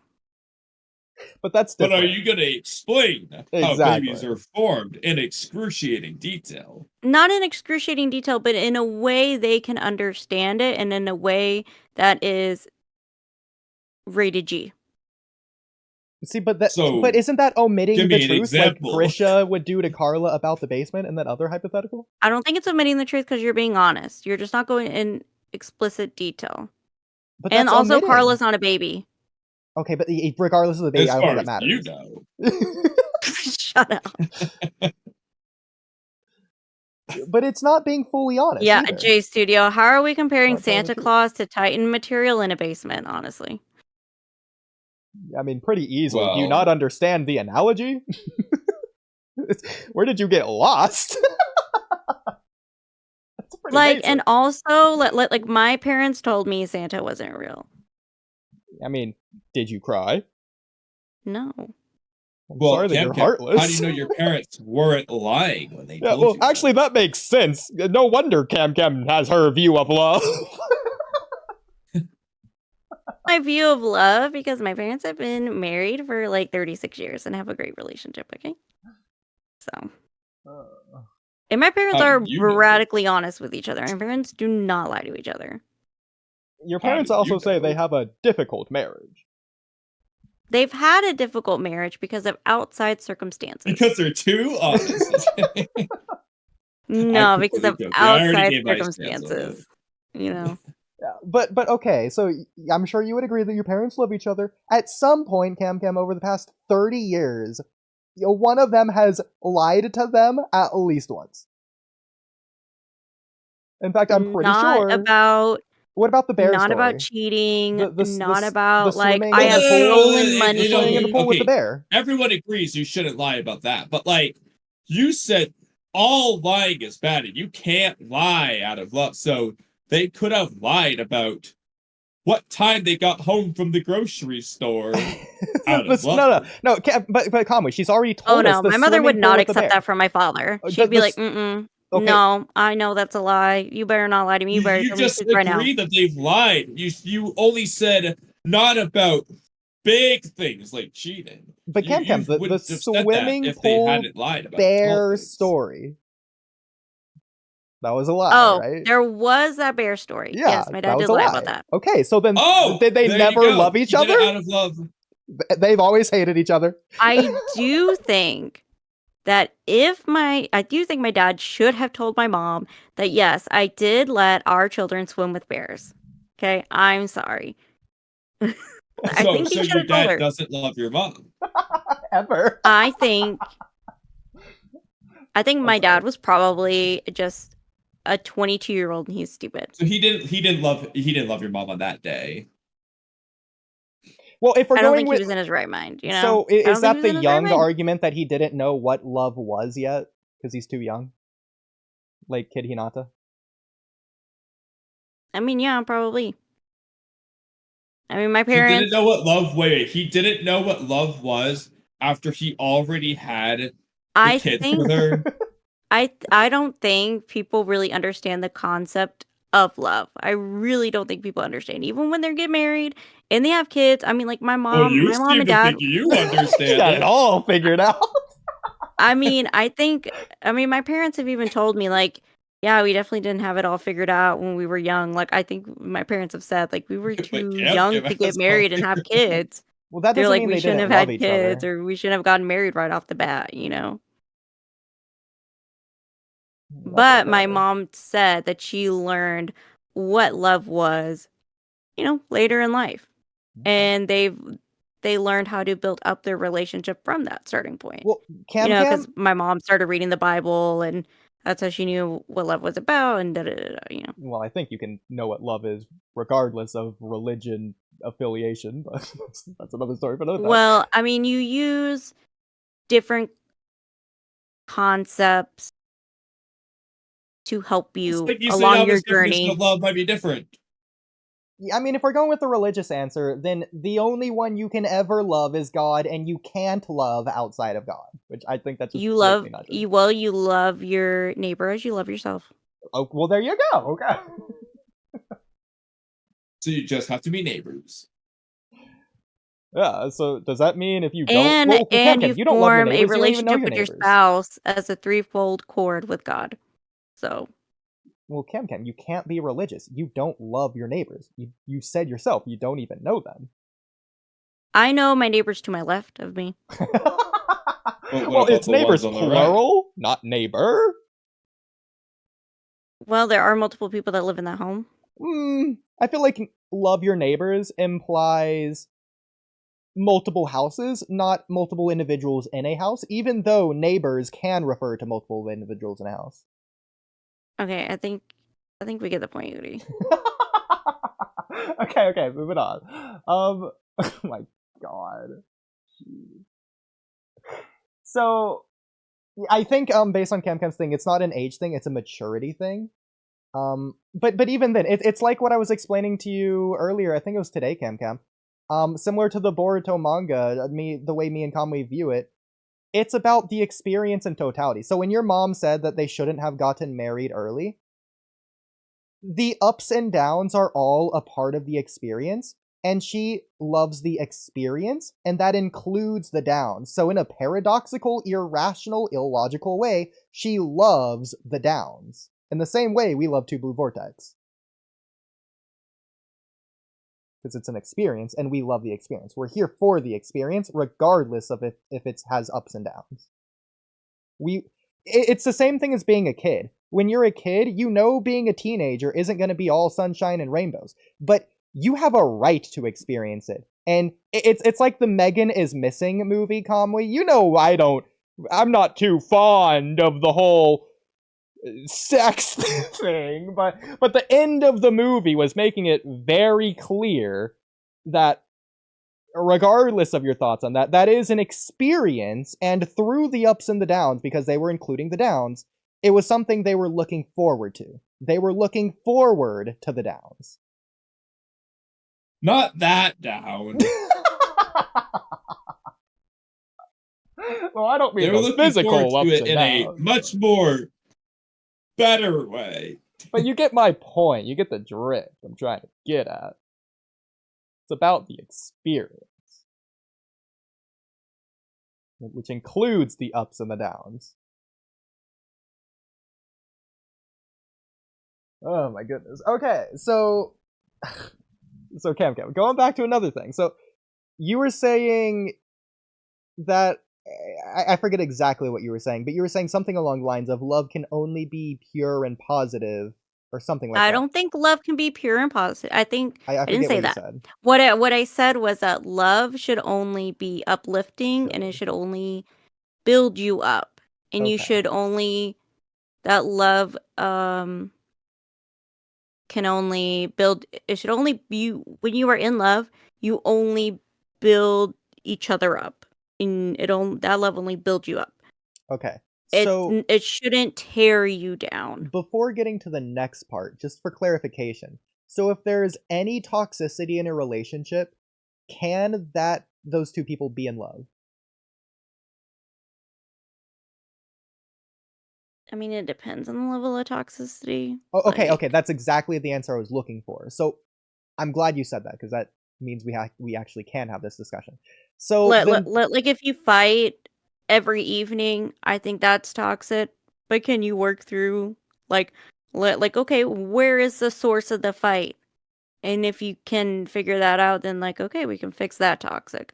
But if your husband is cheating on you, then like okay, that's a toxic I wouldn't fix, and I don't think you can fix. And to be fair, we can't measure it, but just for the sake of the discussion, let's pretend like we can. So you can love someone despite having some toxicity. The question is how much and where do you draw the line? So for example, can you love someone if your relationship is more bad than good?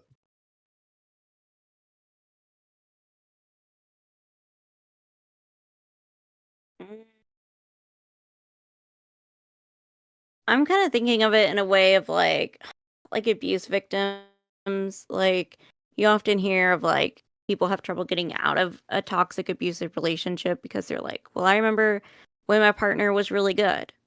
Like I remember I think that's going Stockholm syndrome. That's why they would stay in the relationship. Well, like that partner isn't really keeping you captive in a shared space. If it's manipulation, then I think it is. And they kind of have to deprive you of like certain general things.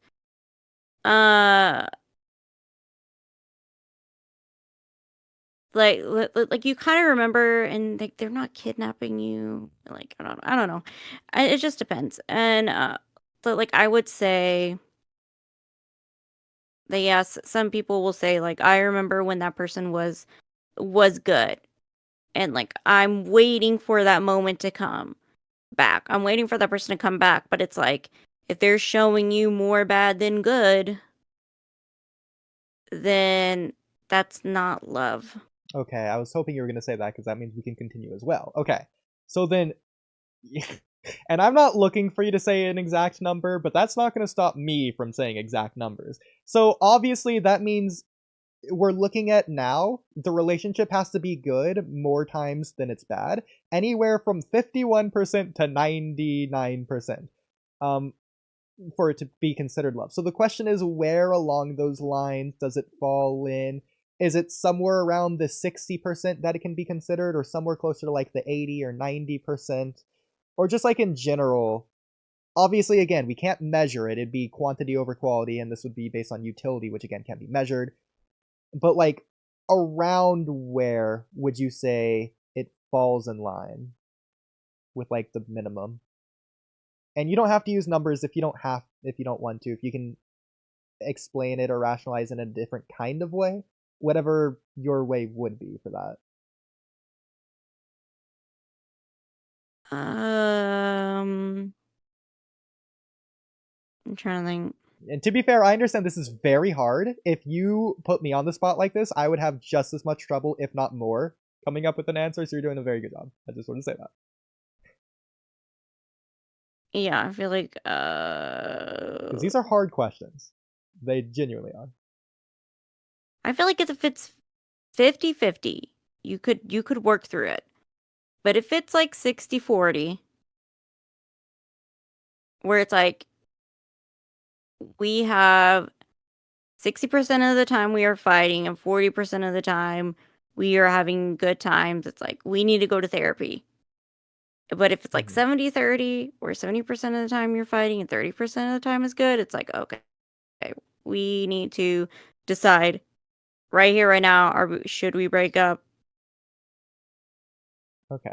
Because after that point, 80-20 is not acceptable. Interesting. Okay. That's that. Wow. That was actually like the most clear answer I think you could possibly give. So there you go. That's very good. So 50-50 is like, I don't want to say your bare minimum cutoff, but it's like the point where you're saying definitely so. But like beyond that, is there a point where you're gonna say like it is 100% confirmed no matter what, definitely is love? Like if it's like 80-20 good compared to bad, like 80% of the time it's good, are you gonna say no matter what, that has to be love? Is there like I mean, no, because like you could just be having, because love is also about like having shared morals and principles with somebody as well. Yes. So like if you can be married and like be like, oh, we're just having fun together, like be in a relationship and be like, we're just having fun, and like that sounds like majority good time, and so like, but that might not be love. That's probably not love. I would agree. If you can't go through hard things together, because like if it's just like good times, it's like, okay, well, life isn't just sunshine and rainbows. Like you're gonna have to make hard decisions together, and you're gonna have, and reality is gonna like come. Okay. You know. But I think this conversation is important, applying it back to the Attack on Titan conversation to see where you stand on it. Based on what you've said, I'm assuming that you think that the Eren and Mikasa relationship is more bad than good. And to be fair, we aren't seeing 95% of their time together. We're only seeing the 5% of the most important time together. The other 95%, we don't know what it looks like. We can only assume. But just in general, based on everything we do and don't get to see, where do you think the relationship lies? Well, I mean, if I feel like according to you and Kamui, if it's not in the story, then it doesn't count. So if we're going by that logic. Well, this isn't about me and Kamui right now. This is about what Camcam thinks. Well, I gotta rope you guys back into the conversation, okay? Sure. I would say the majority of the relationship that we see on screen is not good. Like, because Mikasa says, I always feel like Eren is running away and he's going somewhere I cannot reach. They're not on a team. Like, they're never on the same page. He's kind of mean to her. He acts like he doesn't even want her around half the time, and sometimes he does, but then sometimes he doesn't. And he's kind of wants to go off on his own journey, and she's kind of left, like, wondering, can I come along on the journey too? Like, I feel like that's not good. Yeah. Now, I To be will fair, add a caveat. most of Eren's meanest I moments am are being him. jumped. You're right, Shinsui, but I'm always jumped How on is this. it being jumped? Kamui hasn't on this said anything podcast. in 10 minutes. Yeah, but to be fair, most of Eren's I'm not going to count season 4 for this. Most of Eren's mean moments towards Mikasa are him just saying, "You don't need to be overly protective of me." Essentially, is what he's getting at. Like, don't overprotect me. Outside of that, he's not mean to her. He has plenty of nice moments with her. Obviously, the end of season 2 is a standout moment for that. But where he wants to at least get a protector to his death, basically. There's other moments as well, but like, I really think it's season 4 mainly where you get Dick Eren. Well, that's where Eren's like, trying to obviously push he them has away. his angry moments, but yeah, Eren is trying to push them away. I would think it's out of love, and I think Kamui would think that as well. I think Camcam would disagree. He's not pushing them away out of love. He's just pushing them away. But again, excluding because I mean he clearly cares about them. So he's not pushing them away because he doesn't want them around or that he doesn't like them or something. No, he clearly loves them. Well, okay. Well, let's not assume for Camcam. What are your views on that, the season 4 thing of pushing them away? Do you think that's out of love, or do you think he doesn't love them? Who are you asking? I think it's out of selfishness. Do you think it's He's out not of even both? considering what they would want. He's like, okay. I don't think it's good for you guys to be in the same boat. So I'm not going to tell you my plans because this is what I want. So I'm pushing you away.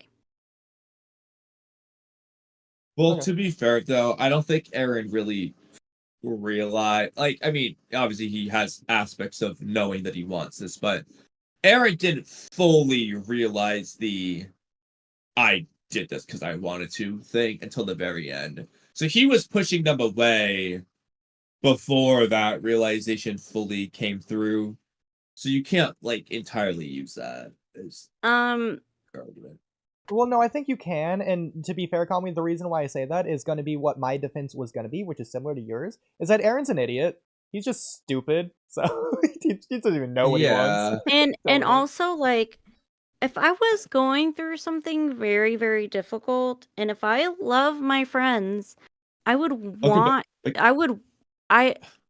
when the friends that I love, I value their opinion in my decision. Like, if I'm going through something really, really terrible, I mean, I feel like Eren is going through something terrible at this moment in time.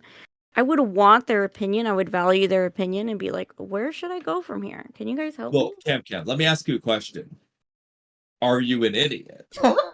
I'm not an idiot. I'm very smart. Okay, there lies the difference. Kamui, Camcam's gonna push us away, and it's not gonna be out of love. That is true. It will not be out of love, okay? I'm just gonna be honest. Okay, so Camcam, I think this is actually very interesting looking at Naruto, the war arc specifically, what Itachi tells Naruto, because I think that indicates both. I think Naruto was not pushing his friends away, but wanting to protect them, doing things on his own, shouldering their burden out of love, but Itachi's telling him that's a mistake, because if he does that, he'll end up just like Madara, but I think it is both in that case. But what are your thoughts on that? I think Naruto wanting to shoulder all the burdens and not trying to include her, he wants to save everybody. I think it's like just a stupid decision, and I think it's also out of selfishness because you think you know what's best and you think you're strongest. And Tachi's trying to tell him, like, Well, he was the strongest. Yes, but he also has his weak points, and he burns out quick, man. But that doesn't mean. But again, though, what you're saying can be true, but that doesn't mean it isn't out of love. I don't know, bro. I mean, I'm pretty sure Naruto doesn't think. He knows if Aruka fights Kabuto, Aruka's dying. It's not even close. True, but you should value the opinions. If you love somebody, you value their opinions, and you want them to be there with you. And like I do think Naruto does love his friends. I just think you can be sent on the wrong direction. You can be on the wrong path. See, I think you can love and someone. I think he was on the wrong path because like Naruto never was like, I hate you guys. You guys suck. You know, you guys are fucking losers. That's why I don't want you. He never said anything like that. You know, I never needed you guys in the first place. He never said anything like that. Yeah. You know, his actions were completely different from Aaron's, in my opinion. Okay, but Aaron he was just on the wrong path. That's not what he thought. He was just on the wrong path in his journey, but he still loved his friends, I would say. Well, to be fair, I think you can also disagree with someone and still love them. Or I feel like the more impactful way to say that is you can love someone despite having a disagreement with them.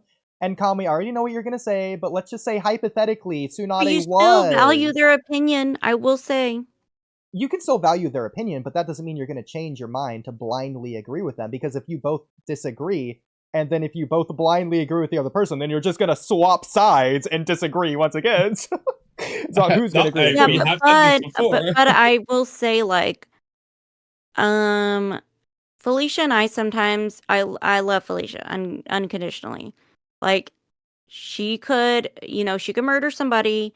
I would call the cops on her, but I would still go visit her in prison. Because I unconditionally love her, okay? But she's not gonna murder anybody, I hope. Anyways. And so, I forgot where I was going with this. What you're saying is you would disagree with her for murder. Would you value her opinion if she told you not to call the cops? What? Would you value her opinion if she told you not to call the cops? She told you not to call the I'm cops. not even talking about that because I have my own morals and principles. So you what disagree. I'm saying is if I'm like thinking about something or like I saw something in a movie or like even with like conversations that we have, I'm like, oh, well, like we talked about this and this was my thoughts and I'm still thinking about this. I'm still thinking about what they said. What do you think? And she may disagree with me, like that one conversation about genetics, like she agreed with Kamui. I still valued her. I still think her opinion was valuable, even though we disagreed. But I still love her. Like, hello, we're not the same person.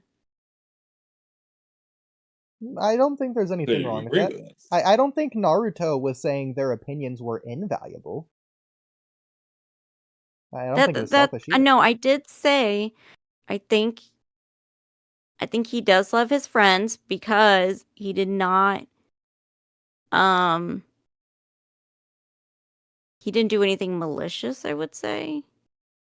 Well, I don't think Aaron did anything malicious. Aaron did do a lot of things malicious to Mikasa all throughout the story. Malicious and hurtful things to Mikasa, knowing that she loved him. Hurtful and malicious are not the same. Yes, it is. Telling the woman that loves you that he didn't give a fuck about you. That's malicious. I'm not even thinking season 4. Freaking headbutting her in season 1, Kamui. I don't care what anime nonsense he used to explain that. Malicious, like I said, take a hike. You're so the only way I don't you can value argue, that opinion. The only one you can argue, but you can make a counter argument for it. But the only thing you can argue is when Aaron says, like, you know, I always hated you, Mikasa, blah blah blah. The reason why is because, in a sense, he is intending to do harm. But, like, at the same time, he's roundabout not actually trying to harm her, but, like, he is in the literal sense. But he hurt her feelings and she took his words to heart. So, Camcam, what about this? And that's why I said that's the only one you can argue. That's the only one. That was the biggest one. That was the biggest one. Oh my god. I'm totally with you, Camcam, with this one. Okay, but to be fair, for Kamui's point, though, Camcam, this is a crazy example in the first place. So I'm just going to throw hypotheticals at you to make this slightly different, but just to make it a little bit easier to understand for Kamui's point. Let's just say that Eren, because of his future sight, he can see everything that's going to happen. And so he's knowingly hurting her in the short term because he knows in the long term she's going to be less overall hurt if he does this. Would you think that's good or bad? Or that he's doing it out of love or not? I was reading the chat. What was the question again? So the point is that he, because of his future sight, he just knows this is going to happen. He's choosing to hurt her in the short term because in the long term, he knows it's overall going to be less hurtful for her. I don't know if it was less hurtful because she could never let him go when she died with that scarf. Hypothetically, he has divine celestial god knowledge. He just does know. I still think it hurt her in the long run. I think he just didn't think it would. I know. We're using a hypothetical. We're not going with the series as is. We're just changing it to this. That doesn't make sense. Just so we're all on the same page. That's stupid. I don't want to. No. Okay, well, I'm not just not answering. I don't wanna. Okay, then it's not Attack on Titan, it's not Eren, it's a Flack on Blyton, and it's Flaren. So whatever way you want to think about it. Completely different story, different characters. The point is, and it's not even the same context. It's just... But you're like, we're not even talking about the story, we're talking about hypothetical, like... What do you mean, bitch? We're talking about the story. Okay. I'm just going to disagree with you on the story then, because as the clearly the biggest Attack on Titan fan here, who doesn't hate the ending, by the way, clearly you hate the ending because you think I did like the ending. I think the ending fits the story. So clearly you hate the ending based on that. I think the ending fit the story. So I like it. Yeah, I think the ending fit the story too. That's not a good thing. Wait. You think the ending fit the story? So did Mikasa let go of Eren or not? Because the story's ending is that Mikasa let go of Eren so that Ymir could let go of King Fritz. But if Mikasa never let go of Eren, then the ending makes no sense. It doesn't fit the story. So do you think it fits or not? No, I think that what Attack on Titan is trying to tell you is that we are going to keep making the same mistakes over and over and over again because we never learn. And so, Mikasa, she let him go in that moment. That's specifically what Attack on Titan is trying to tell us. I'm still talking. Shut up. So, in that moment, Mikasa did choose to let go of Eren, and that was enough for Ymir. And, Ymir goes off into heaven, wherever. I don't know. Does Attack on Titan have heaven? I don't know. So wait. Do you think? Oh, Eren, shut up! I'm still talking. I'm not done. I'm not done. I'm not done. I can't hear you. I'm not done. I'm not done. I'm not done talking. I wasn't finished. I wasn't finished. I wasn't finished. Hear you, Camcam. He's talking. Kids can't chew bubblegum and walk at the same time. I don't care. I didn't hear him because I wasn't done talking. Okay. So, anyways. So what I was saying was that, it was enough for Ymir, for Mikasa to let go of him, and then she went off to heaven. She doesn't know what the fuck is happening now. She doesn't fucking know. And so, but Mikasa, she still cannot let go of Eren, because she died with that stupid fucking scarf. If I were to let go of somebody, I would said she let go of him in that moment. So you know, my it kind of reminds me of So my parents were on a date and they went to Goodwill, okay? And so my mom was like, "Oh my god, there was a lot of men's clothes that look brand new," or I don't know. She said something it looked like they all came out of the same closet. So my mom was like, "Oh, I guess somebody must have died recently and they donated all his clothes to Goodwill." And my dad was like, "Oh yeah, that's what you're going to do to me whenever I die." And mom's like, "Well, no, I'd keep your clothes for a little bit. But yeah, I would eventually give it away to Goodwill because I'd have to make room for all my new clothes." So, I think this is the same thing. I don't know. No, because you agreed she let go of Eren, which is what set Ymir free. So do you think she let go of Eren, then later on re-grabbed him and held on? Well, because that's the only way it could make a mistake over and over. Well, it wouldn't be over and over if she never lets go and re-grabs him. Well, you don't know. Maybe we don't see. Maybe she is letting go and re-grabbing him constantly. That's not even like ridiculous. I don't think that's what the story is trying to tell us. Baby, because she's at his grave, like, I miss you so much. Like, she's almost like, how can I live on? And oh God, like, okay, you know what, Camcam, God forbid, when your parents die, if you're at their grave and you say you miss them, oh, okay, you never moved on. You never let go. My parents don't even want a grave because they don't want me to do that. You get the point. So. Oh my God. I think the point is she let go but didn't forget. We're never gonna agree. I don't think so. I do, and I do have a semblance to where I do view death a little differently than other people. You know, like, I don't know. Well, there's also that aspect of it. So I'm glad Kamui did say what he did say just a second ago, because it's something that I was gonna get at. So Camcam, do you think if you let go of someone, that means that you wouldn't go to their grave ever again?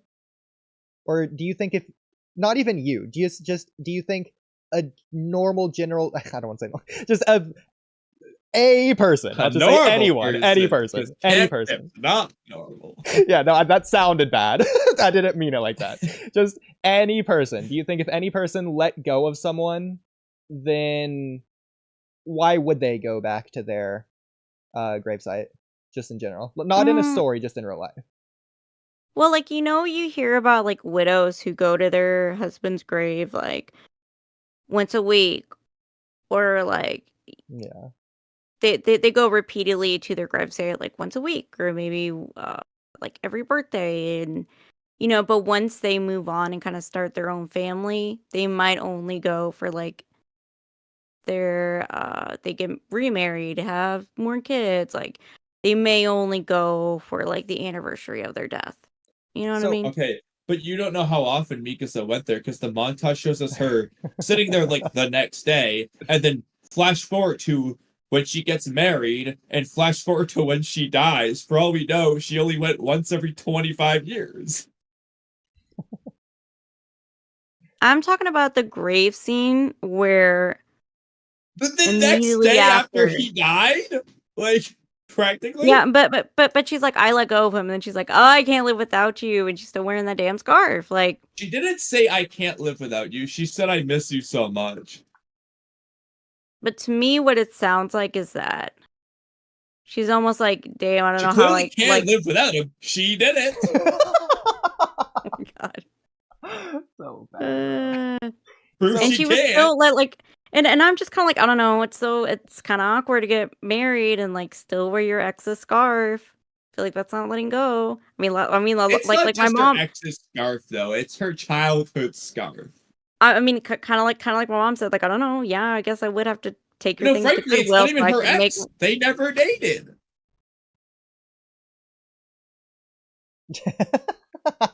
When they love each other, so whatever.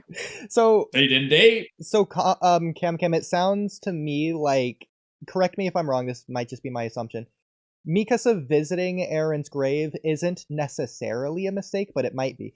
But her holding on to Aaron's scarf, in your opinion, is definitely a mistake. I think it's a mistake, yes. And the same with the grave? I was right on that? Just make sure. Yeah, because like they bury his head under the tree, and I'm like, damn, you should have burned that. Should have burned it. Okay. You just hate Aaron. That's the problem. You're no offense. You're just biased against Aaron. Okay, but no, and like I was thinking that. So I think it's a hazard, and I think because it couldn't. Because that's another thing. Like you always hear about people who struggle. Like you know, there are some. I don't want to say struggle, because they're like Jewish and Muslims who don't do cremation out of religious obligation, you know what I mean? So there's that aspect of it where they won't do cremation. So I kind of feel like that it feels like it's the same thing. They're doing it out of like almost like a religious obligation. I'm like, oh, it seems like a hazard though. Well, I do have stuff to say. Kamui, use background noise. I don't know if that's a thing, but yeah. So I'm glad you said the burning thing, because I was thinking that earlier. I just haven't had a chance to get to that yet. So based on the religious thing you were just saying, you're offering a different perspective. what I was thinking, even before you mentioned burning it, is that I figured that's where you were going with that. But in my opinion, if you're burning something to let it go, and based on the religious thing, you just offer different perspectives, so you probably disagree.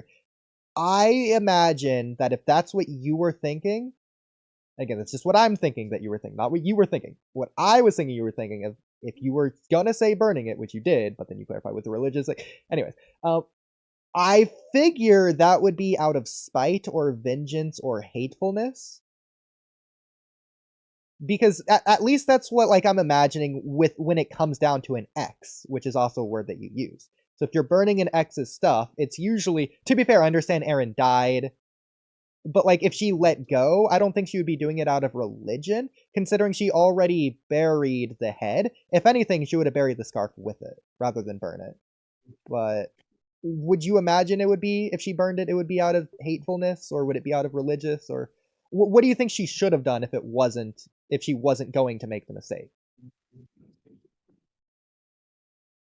I don't think burning your ex's things is vengeful.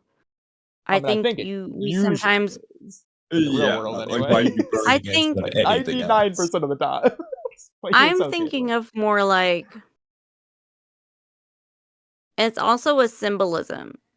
Like as in like you are freeing yourself from the burden. I agree. Yeah. Which sometimes it's vengeful and then sometimes it's not, because that burden is freeing. You're letting go. I mean, I do think a lot of the time it is just sort of like sticking the middle finger up and being like, yeah, screw you, I never liked you anyway. I mean, it's depicted like that in movies, but it is. That's where, yeah, I completely agree. I don't know. Like, I feel like, but I get what you're saying. I feel like we may like, I don't know. I feel like especially since it's more personal to her than it was an Aaron thing, anyways, then I would agree, because I'd imagine like if you're gonna burn your diary that you write about a boy that you like, it wouldn't have anything to do with like a vengefulness thing for the boy. But you could still do it because you hate the boy, but it's not to hate the boy. It's out of hate for the boy in that case. Because the boy wouldn't know or care, since it's not his in the first place. It'd be strictly only personally. I don't know, if it was his favorite sweater, he might care, because he's like, damn, I really wanted that sweater back. Yeah, exactly. So my thing with the letting go, so in my opinion, hatred and love aren't opposites. They're two entirely different things. If anything, I would say hatred is the antithesis of love. I would say the opposite of love isn't hatred, it's apathy. And so letting go of Aaron wouldn't be burning the scarf, because that's treating it special. The way to let go of Aaron is you have to... Okay, she should have packed it in a box and put it in the basement. No, because that's still treating it special. That's different from any other scarf. What you do with that, it has to mean the same as any other scarf. It has to be entirely irrelevant, and it's only a scarf with no personal, mental, emotional attachments to it, just like any other scarf. That would be letting go of Aaron. Because in that case, she would still wear it, not because she's attached to Aaron, but strictly, and this is going to sound ridiculous, feel free to laugh, it's just going to be because it's cold. The same reason you would wear any other scarf. Didn't Aaron tell her to get rid of it? Aaron told her to get rid of it. And letting go of Aaron's scarf / what Aaron did with the Well, the point is because Aaron's no longer here, especially, obviously, she's associating the scarf with her attachment to Aaron. And I'm not saying this is what she did. Obviously, she didn't wear the scarf because it's cold. She wears it because she loves Aaron. But for this, I think that is what should be the case. Obviously, the story never made it clear. It was a whole montage at the end, but... I mean, Aaron told her to get rid of it because he wanted her to forget him. I guess, or he might have been I think he was putting on a forgetting and letting go. I didn't hear anything you said. What did you say? I think there's a difference between forgetting and letting go, which you definitely don't agree with. I don't know if Oodie agrees with it. That is... I didn't even think about that. No, I've never thought about that. he tells Armin he doesn't want Mikasa to forget forget him for like 10 years, but then he tells Mikasa to forget him. What's your because I was just about to say I think he might just be putting on a brave face for her. But I don't think if he's that pathetic that he could do that. Yeah, he's putting on a brave face. I don't think he could do that. I want you to do this because I think it might be better for you, and I want what's best for you. But damn, I want you to I in my deepest heart of heart, I want you to love me for 10 years, which is selfish, and he knows it. That's why he doesn't tell her that. Would you say he's doing that out of love then? Telling her to forget him?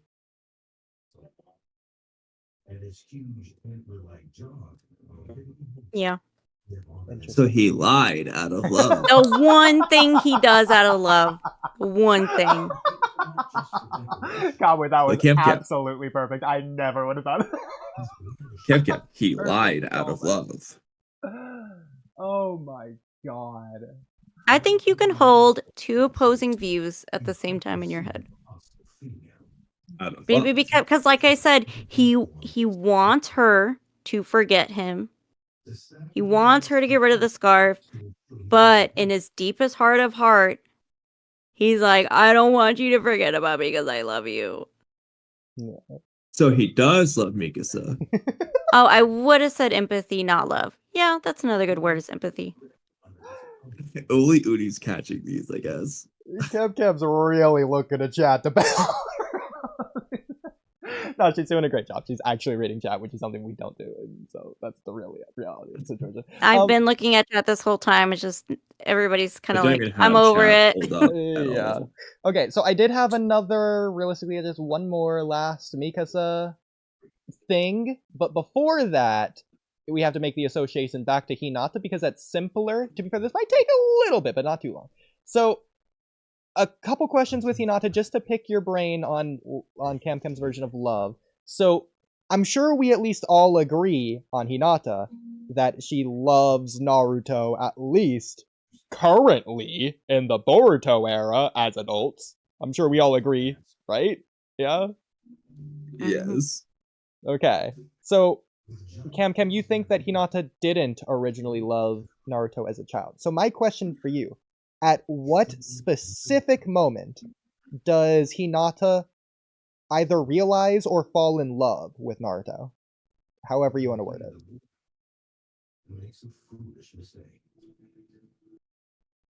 I would say when that love kind of becomes romantic, I would say, between a partner, it's when you decide to start a romantic relationship and you guys are kind of on the same page and you guys are working through things together as one unit, as a team, and you're kind of like battling through life together as a team. So yeah, that's... So it sounds like it's at some point during Naruto the Last that you think so. But which point, if that's what you're thinking? Assuming that's what you're thinking. You might be thinking a different moment entirely. But... Yeah, I don't remember the movie all that well, to be honest. Well, good thing we're here, so the movie starts. I mean, it has to be Naruto the Last anyway, because she's saying together all these mutual things. Naruto's just not doing that in the main story. And then because in that instance, like, it's just, I just think romantic love can only be when the other person is like kind of in agreement with you. The person you are in love with is in agreement with you. That's when it's like real, true romantic love. Because like otherwise, like, I don't know, let's just say Hinata was like in love with the idea of Naruto, and let's say Naruto, like, once they became together, she was like, oh my god, he's such an asshole. I don't love this guy. I was just in love with the idea of him. You know? Well, to be fair, they were together for literally their entire lives. It's not once they romantically... Yeah, but what I mean is, like, that could be the opposite. You know what I mean? The opposite way. So that's why I think it's like, it's not romantic love until you guys become a unit. Because then you might decide, like, oh, person is not who I thought they were. And then you can become easily detached from them. What do you mean by the opposite, though? Opposite of what? Then what is the opposite? I didn't understand that part. Or like what you were referencing.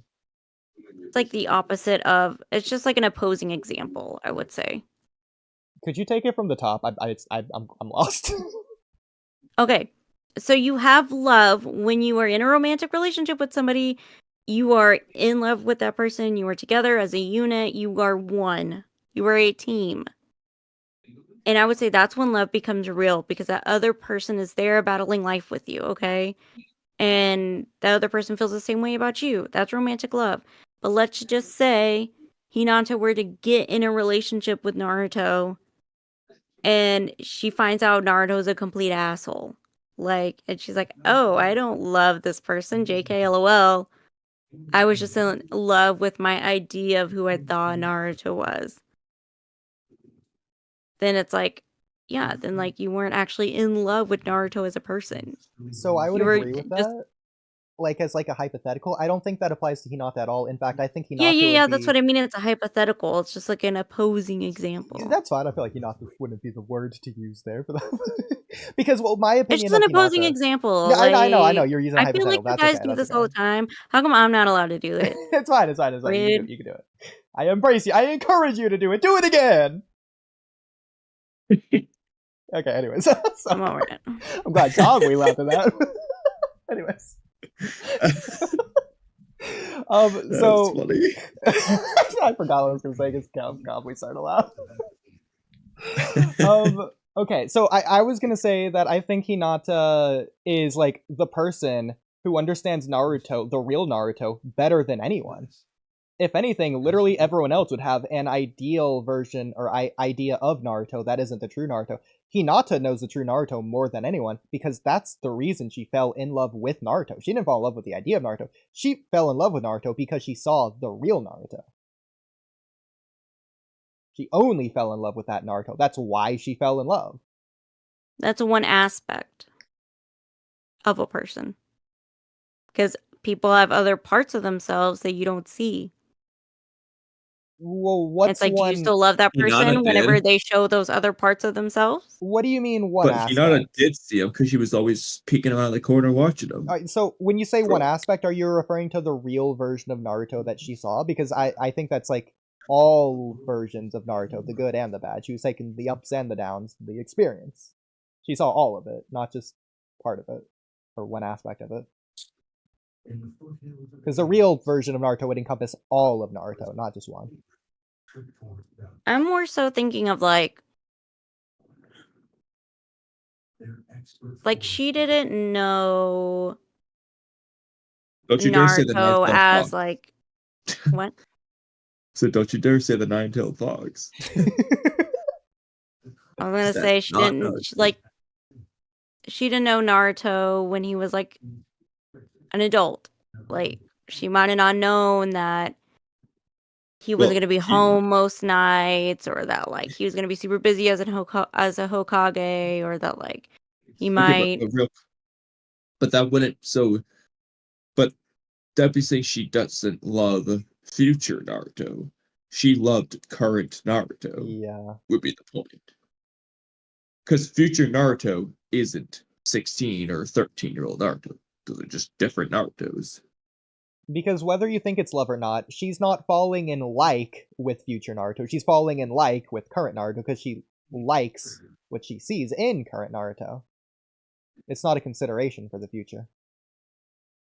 Yeah, but I think it should be in consideration for the future. That's kind of like why that's kind of why I think like kids don't really know what love is, because you're not seeing. I don't think that's fair. Nobody would have known that Naruto would be like that. Like Naruto himself wouldn't think that. Nobody knows what anyone's going to be like. Yeah. We don't know who we are going to become. So like when the love of your life sees that, are they still going to love you? Well, but Camcam, that applies right now. If I met a girl right now, she doesn't know what I'm going to be like in 20 years. It's the same thing. It doesn't matter what the age is. The point is anyone can change in time. It's not like the years of 6 to 18 are the only time that you can change or whatever. I was looking at chat. I can't. Do you know this editing and marketing resume? He posted something kind of spammy in chat that I had to delete. But now he's like, they're good. I don't. they're good. He's the one who left the Shino comment. He's cool. Don't worry about him. Yep, he's great. Okay, because he kind of posted something like, "Oh, like if you subscribe to me, I post like I post videos of like Naruto or something like that," and I deleted it and reported it as spam. Sorry. Well, no, he came from a genuine place. Okay. To be fair, I am subscribed to him for that very reason. Sorry, it came off as spam, your first comment. My bad, Camcam editing and was marketing considering resume. your future self, not your current self. Doesn't make sense in this context. That was the only thing he had said in chat at the time. You're good, Joe. You don't know. But yeah, so the age thing, I don't get it, because it would apply all the time, right? Why would it be only for kids? Because when you're a kid, you haven't established what you want to do, like who you want to become. Yes, you you haven't have. established like your morals and your values in life. I completely And I think disagree. But Naruto's Hokage stuff happened long after. That's why Hinata fell in love with him. Because of his values, what he wants to be.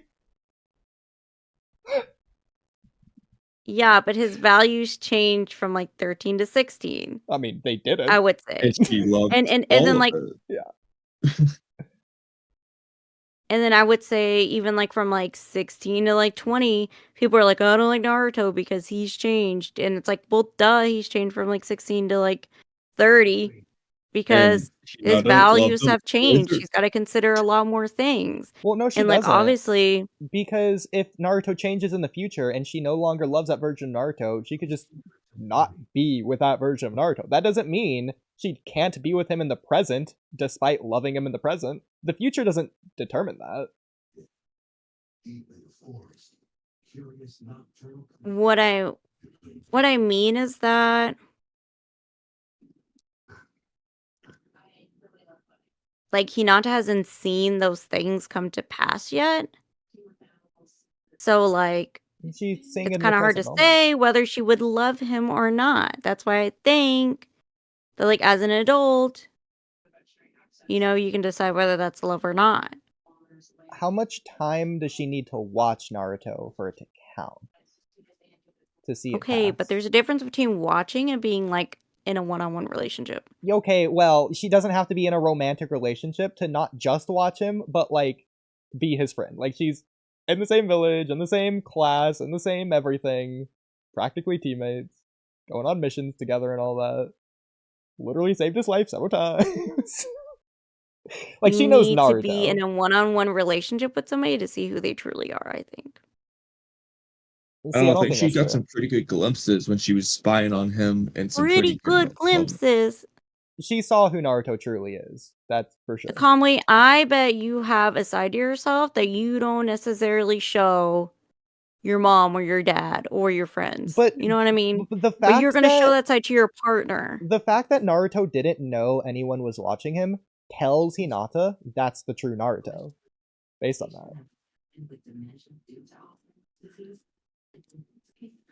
Oh, okay. I did promote a Naruto timeline order movie I made. Sorry for being suspicious. No, you're good. I'm so sorry. I didn't know you, so that's my bad. I knew she was gonna read that instead of say what I said. Yeah. I'm just looking at chat as you're talking. I know. I was reading it too. And I can't help it that he tagged me, so it's in red. What do you want me to do? No, that's not how tagging works on this on YouTube.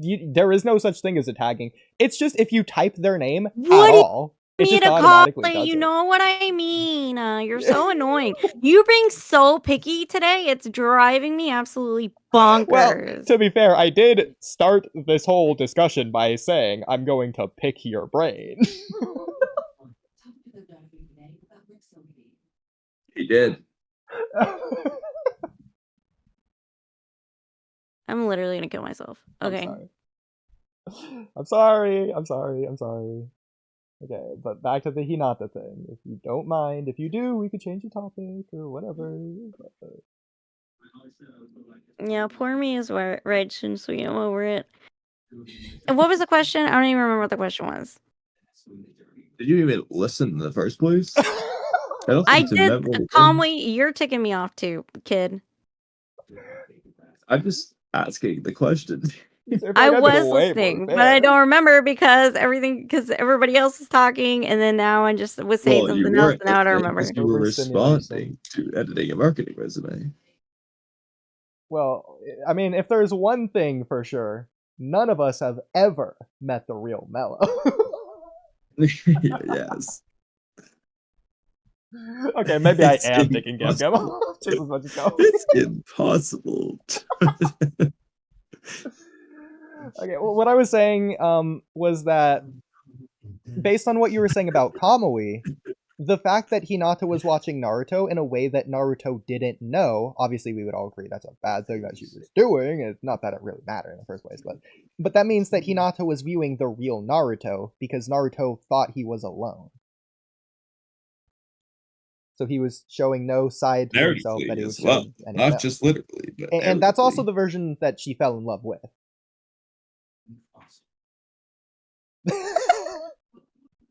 Chad is correct. I would say that's still not seeing every facet of a person. People are like onions, bro. Okay. Well, do you need to see People have many layers. But do you need to see every single of the 50 billion layers to love them, or do you just need to see most of them? I have to know your core values before I decide whether I want to But Hinata start being in a relationship with you. You know what I mean? I mean, I'm confused. Okay, but Hinata definitely knew Naruto's core values because he was screaming it to the earth every other day. I'm confused what facet of Naruto she didn't see, because she saw Naruto alone, she saw Naruto interacting with others, she saw Naruto interacting with her, and she saw Naruto at his lowest, his down point, having masks thrown at him and hating the villagers and painting on the Hokage Stone office or whatever. You know, that could be called a retcon because, like, those last few episodes, with them being kids. I don't know, bro. Is that canon? Like, she saw Naruto sleeping in class. She saw Naruto being inspirational. She saw, like, every facet of Naruto. I'm confused on which facet she wouldn't have seen. The only thing would be the future facets, which I don't think that should stop her from caring in that current moment, because that's the version that she cares about in the first place. And she's not just gonna assume Naruto's gonna be bad in the future for any reason. You shouldn't assume. I'm not saying you should assume somebody's bad, but you should. But, like, for example, from ages, I guess, 6 to 16, she's never seen Naruto defy expectations in a negative way towards, like, for her. She's only seen everything as good. Any changes he's made have been even better than where he was before. So she's going to be looking at this pretty positively. And even then, even if Naruto changes, which he was doing in the war arc when Obito was giving his speech, Hinata was able to get him back on track. Same technically with the pain arc, but not even going to count that. So I don't think that's really a worry for her. Like, I don't know. Naruto wasn't even like, hey, thanks. I appreciate your sacrifice and what you did for me. Well, that's another Okay, that's just bad writing, but that's besides the point. I thought we only cared about what's in the story. Well, and what happens narratively in the story, okay? So... Well, technically, Camcam, based on that, it's not in the story. Therefore, based on that, we don't care. So, based on that, if I was Hinata, I think Hinata should have taken that into consideration, being like, damn, I nearly died for Naruto, and he didn't even give me a thank you. Yeah, for the person well, what if you he love. loves his oblivious nonsense? Yeah. Then I don't think that's real love, okay? Real love is also acknowledging when your partner sticks out their neck for you. Like, that's entirely unfair. You can't just say it's not real love just because you disagree with that aspect. You just build up your own perfect man and saying everyone has to go for them. Yeah, I was gonna go for fat Harry Levi. Otherwise, it's not true love. Oh, we are bullying Camcam tonight. This is relentless. I'm sorry, Camcam. Well, what I will say is that I think it's unfair to the current version of you to not go for someone that you currently love, just because in the future they might change, when they also might not. But even if they do, that's not a problem, because you could just stop dating them if you stop loving them. Like, I feel like, again, that's the whole point of why divorce is a thing, to make marriage not an issue. You could just break up with someone if you stop loving them. It's not a big deal. In fact, if you stop loving them, then it literally is not a big deal. You're indifferent because you stopped caring. You've let go. Yeah, but then you just put yourself in a potential toxic situation, I would say. I don't think so, because the point is you're leaving the relationship. Yeah, but you could... What if you... I don't know. Like, if I were...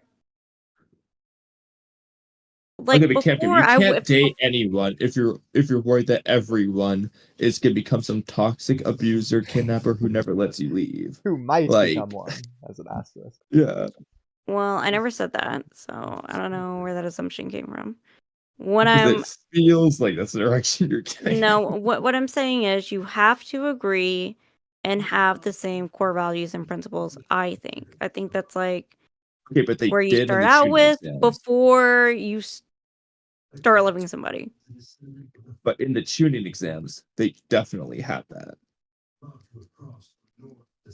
Yeah, as children. Okay, but they have the same core values. What you just said applies.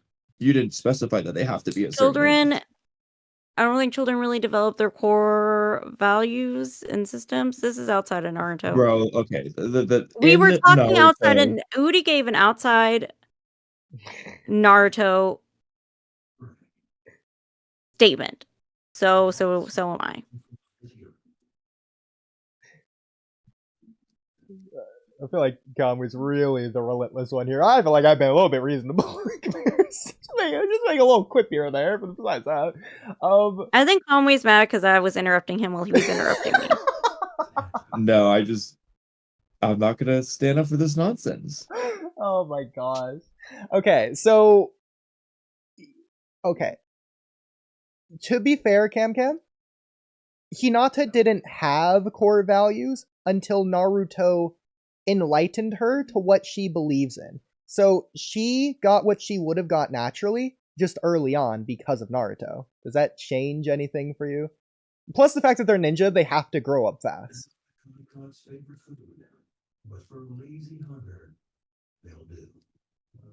Because I think she just did develop her core values as a child. She realized those are the core values that she does want.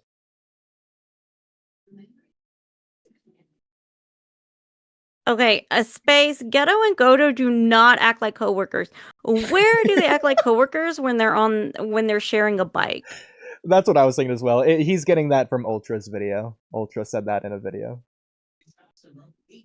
Where do they ever act like coworkers? Yeah. I don't know. I'm just I don't even think they have true love either. That's why they end up going on their separate journeys. That's why they end up going on their separate path, because they cannot agree on their values. They said, okay, we have a difference of values and principles, so we gotta go.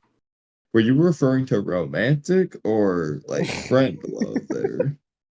All of the above. All the above. All the above. So Camcam, what you just said is interesting. If you fall out of love with someone, does that mean you never actually loved them all along? You were never really in love with them, I think. Interesting. You were in love with who you thought that person was, I think. But what if that person genuinely was one way and you loved them, but then they genuinely changed and you didn't love that new version? Does that mean you weren't in love with them before? I think you were... I don't know. It's hard for me to think for a person, or at least an adult, to go to a completely different 180. I mean, well, Naruto. Did Naruto ever go for a complete 180? The Hokage situation would feel like a 180 to a lot of people. A lot of the fans felt like it was. Mello thought it was a 180.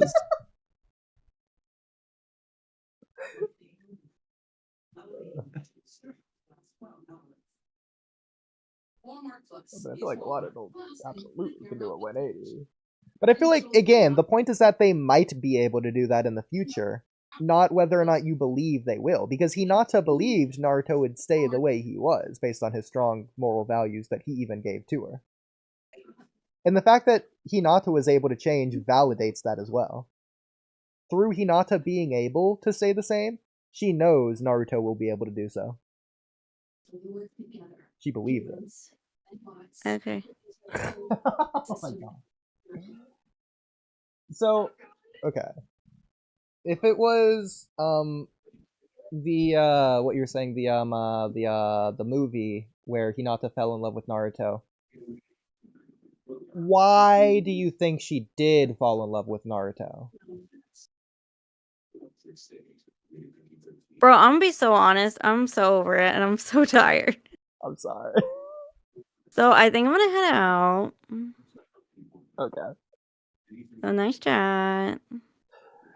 Yeah, let's go. Okay, good night. Bye. Well, Kamui, I wasn't expecting that to take so long. I was expecting that to be a 5-minute conversation, and then we were going to end stream since that was going to be the last topic, and we were going to go to the Attack on Titan reaction, but... Can't say I'm surprised. At the very least, I wasn't expecting it to just end like that. I mean, wasn't expecting it to end like that either, but... I think she just didn't like the fact that we disagreed.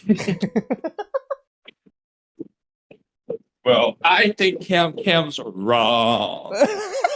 Really?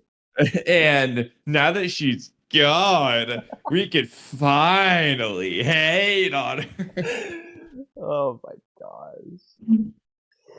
As punishment, we should watch Attack on Titan without her. That is crazy. Well, what I will say, Kamui, is that we shouldn't, because I still need to shower. What time is it? 2:46. Almost 3 a.m. I blame Camcam. Man, that Camcam's friend really doesn't like us. What do they say? I'm not allowed to say it out loud. Okay, share your screen. Oh, I'm not sharing my screen? I am. You just aren't looking. Share it to YouTube, not the Discord. Whatever. What? If you have it on like the free game. Oh. This whole time. Oh my god. Well, here, I'm just gonna have to change it right back anyway, since we actually weren't done reacting to that clip stream, hilariously enough. I'm just a chill guy. Okay. Yeah, this one. The leaving of Lisa. I don't even know who Lisa is. It's Camcam. Wait, what? Listen, don't her name in a Discord server? Yeah, she has like the custom name in some other Discord server. She's moderating in that server. That's where this guy is coming from. Well, I mean, she's named Lisa. I think it's if it wasn't obvious that we're joking, then I don't know what to say. Well, to be fair, I think he's joking as well, but it might not even be a guy, so I'm sorry for assuming your gender there. But anyways, what I was gonna get at with that last Hinata thing before Camcam rudely left us was that I think the reason she quote unquote fell in love with Naruto in the movie would be the same reason she fell in love with Naruto early on. And my point there was going to indicate that she didn't change that at any point, and I don't think she came to a realization. Therefore, to say that she doesn't have it figured out or whatever as a kid doesn't work, because it's the same exact thing as when she's an adult. I'm sure Camcam would say it's not the same thing because it's stronger as an adult or whatever she was going to say. But that's where I was gonna go with that. Thoughts? The thing is, Naruto is supposed to be a static character. Obviously, he experiences certain important changes throughout He the story, stumbles but along the way, but he's the same character overall. But his core values are the same. Like, when you're talking, like, you don't know your core value, blah, blah, blah. I'm like, well, in Naruto, that's like the point of the Land of Waves, is Naruto establishing his core values. If you don't want to say Land of Waves, then by the frickin' Chunin exams, he's got it set in stone what his core values are. So, yeah, he knew at a young age. And we see Hinata actively watching Naruto in the Chunin exams, seeing it, like, she is the narrator of No Kiba, who is echoing the thoughts of everyone else. You're wrong. Weak. That's not what Naruto. It's the one thing Naruto isn't. Is weak. He's strong. She's the only one who sees that. Yeah.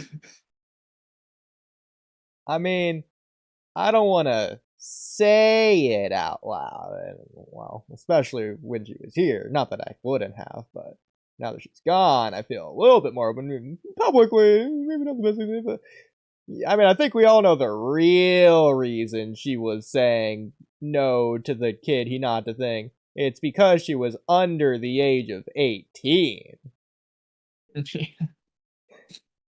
Implying that it's a sexual thing in the first place when it wasn't.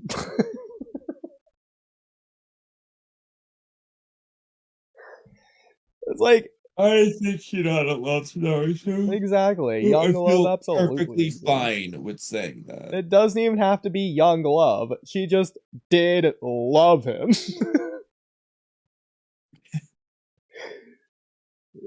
If anything, I think Kushina would be the closest example of young love loving Minato, but that was probably. I mean, yeah, that's another one that happens at a young age.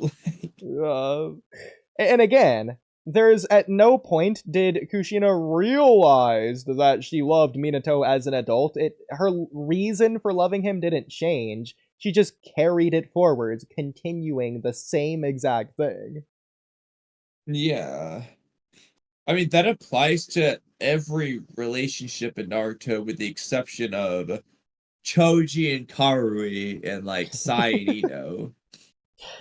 Like, Choji's literally a troll meme parody anyways. Yeah, like Shikamaru Tamari, it's the same thing. They saw what they got going on pretty early from their Chunin exams match. Like, it started. Like, they already started to see their values. That was more of a develop over time one, but like it was always there. Exactly. And Naruto Hinata's the most obvious, just like, bro, Hinata saw it from the beginning. Like, Naruto never changed. Like, the reason Hinata loves Naruto as an adult is because he never gives up. It's not the same reason he likes him as a kid. Same thing. Never changed. Because Naruto is Naruto. All right.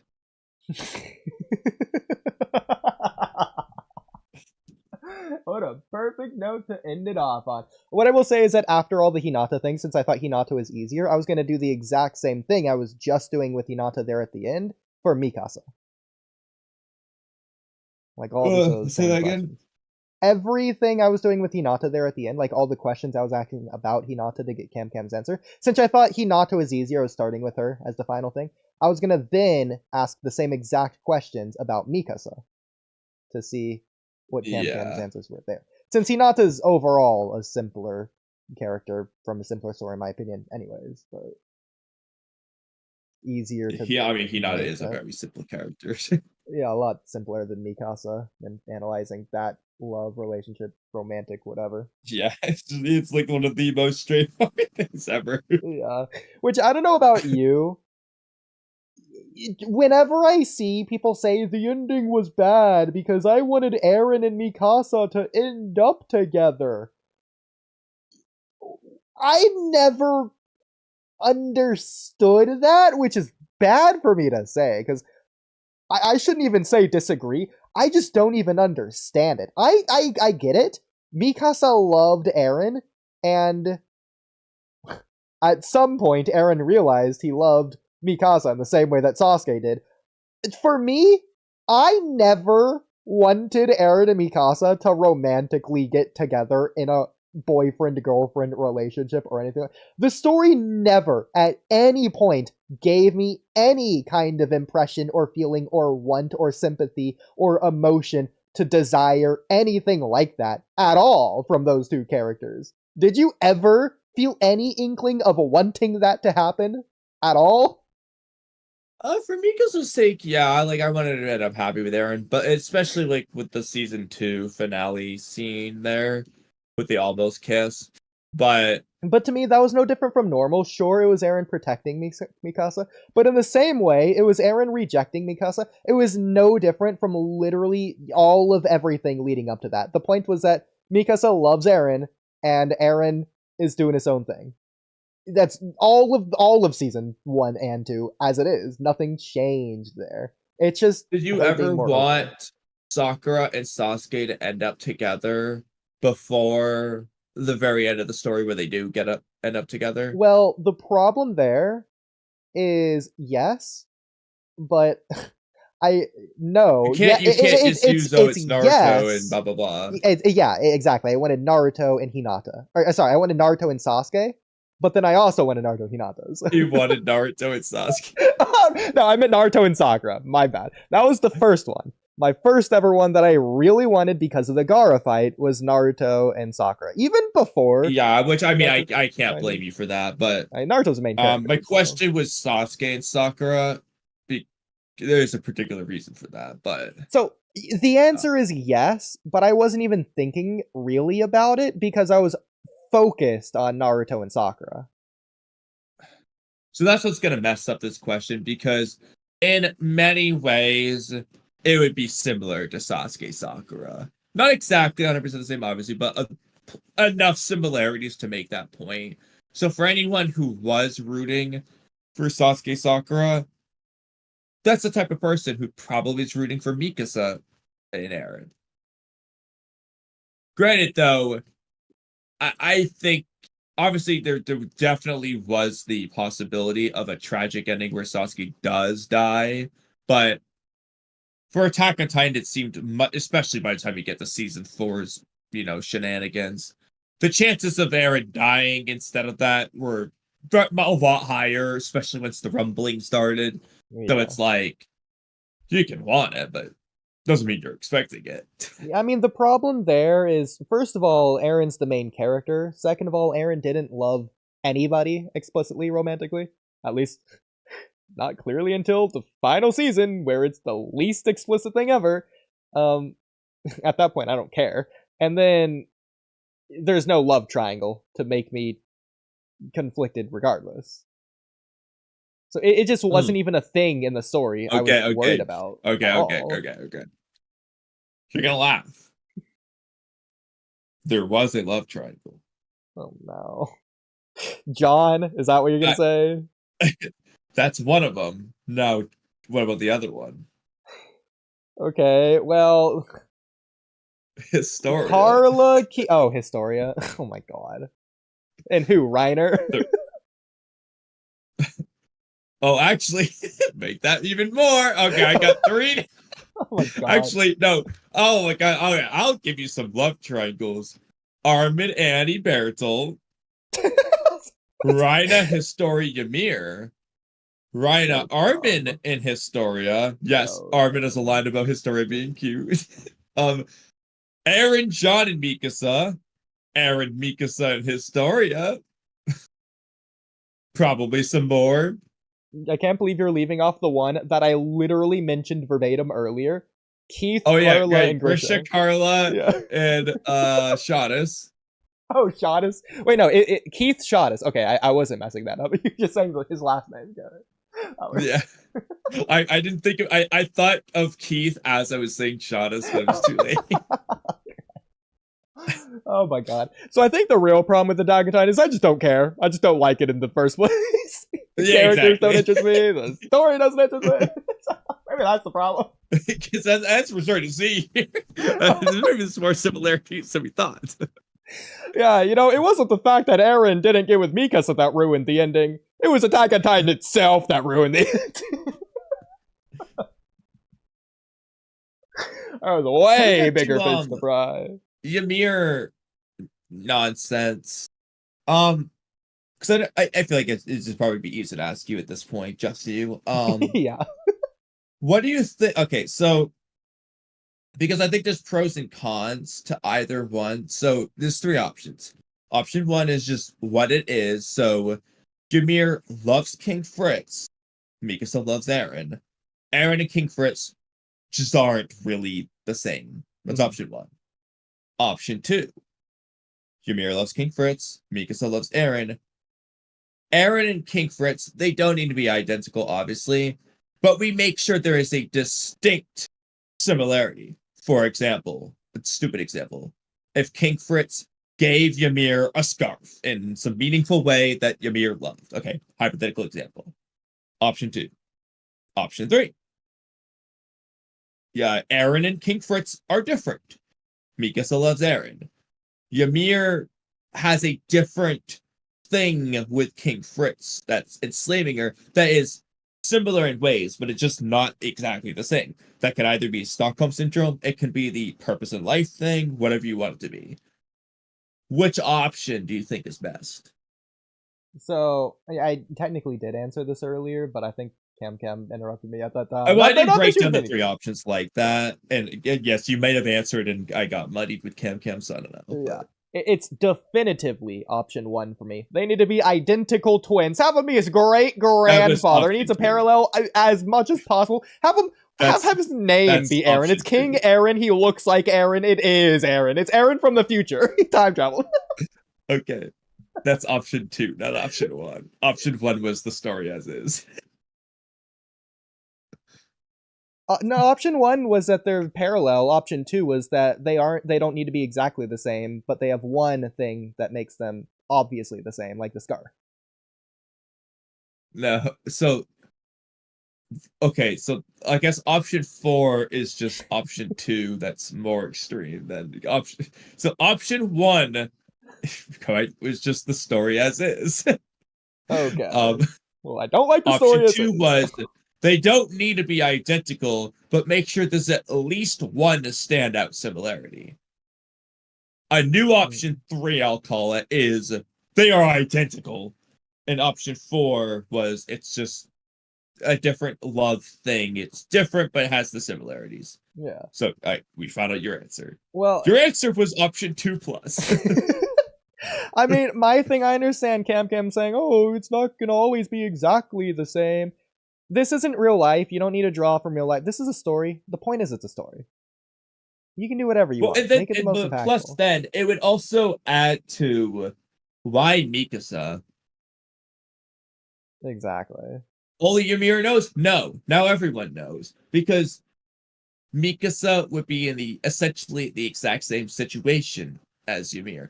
Obviously, I know there's gonna be some difference, okay? I know. But like the point is it's gonna be like Naruto Gaara, like Naruto Obito. It's gonna be the clear parallel. You can make King Fritz a tragic character. I don't know what you want to do. Like just make him just like Eren. He's fighting for freedom. Exactly, yeah. I mean, he is a king, so it literally works. We got a lot of new people tonight. That's insane. Like 4 or 5. Look at that. I think half of them were Camcam's friends too. Yeah, probably. I bet you. But oh, she actually, she probably added it in that server where she's Lisa. Now that I think about it. Shout out everyone talking in chat as well. But I think had they done that sort of thing, whether or not people well, first of all, I think they would like it more because in this case, King Fritz would just be more likable and more easy to understand. Even if you hate Eren like Camcam, I think everyone can agree Eren's a better guy than King Fritz. So if King Fritz in this case is more like Eren, we can understand why Ymir would love King Fritz more easily. So we're just gonna like that plot point better by default. The more likable King Fritz is. But you already know what she's gonna say. I don't see it as worse because they're both bad to me, and so they're both bad. So it's the same. I know, but it's yeah, I know. Like, so that's like a work in Camcam. But for the average person, even Camcam herself. Yeah, for the normal person. Yeah, for a normal person, they would be more receptive to Why that. are the And they would at least just understand it more. There would be less confusion. Exactly. I think it's a story. If you're gonna get the message across, it should be obvious. Like the fact that me and Camcam and you, well, me and you are on the same page, but the fact that we can even disagree on the interpretation of Ymir tells us it's not clear, so then the message isn't clear, which means the message isn't strong. So like I said, it either is just she loved him. That's as simple as it is. Clear cut, simple. Or it's specifically supposed to be up for interpretation. Both have their perks. The problem is we don't actually know which it is. My default assumption is it is love, simple. Don't overthink it. Because the story didn't imply I should overthink it. Contrasting example, Death Note. It's up for your interpretation whether Light's actions are good or bad in the long run. Because Nier has a whole ass thing at the end of the story saying, it's not up to me to decide what's right or wrong, blah, blah, for everyone, blah, blah, blah. No, it's you make your own decisions. You come up with your own form of justice. In my eyes, you are a murderer, and I'm here to solve the case, blah, blah. But the point is, the story isn't telling you Light is wrong or that Light is right.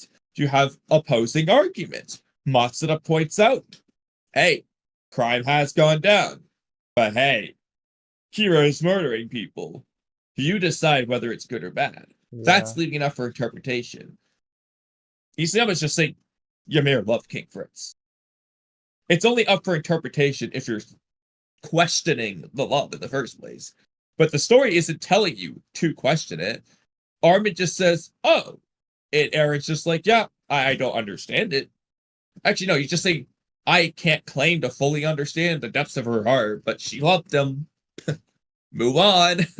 You know, that's how it is. I completely agree.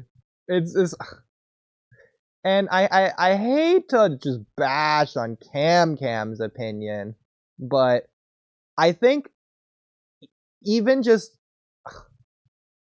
I don't want to say Stockholm Syndrome itself is the problem, but definitely saying it's just Stockholm Syndrome, in my opinion, makes the story actively worse after having thought about it quite a bit. Yeah, because, well, for more than one reason, but the obvious reason is Mikasa doesn't have that. Exactly. It's taking away from the clear story's intent. And I was going to ask Camcam that. Camcam herself admitted that Mikasa doesn't have that. Exactly. So if Ymir just has Stockholm Syndrome, that's like I said, like, doesn't that devalue? Like that's all? Yeah, so that's devaluing this connection. It's not even a connection, really. It's not the same at all. Yeah. At that point, I hate to say it, I feel like it's one of those weird gender politic things that she strongly cares about, overly so that we're not going to care about. Yeah. Of like the misogynist, blah blah blah. You get that. Yeah. Yeah. Okay. I'm gonna entertain that. Exactly. Which is where I think the whole Stockholm Syndrome idea even comes from, and where it comes from so strongly, where you saw in the clip how she was being so dismissive as well. Like, immediately defensive or whatever. Yeah. Like, read a book thing or whatever. Alright, we can answer him. Yeah, we failed.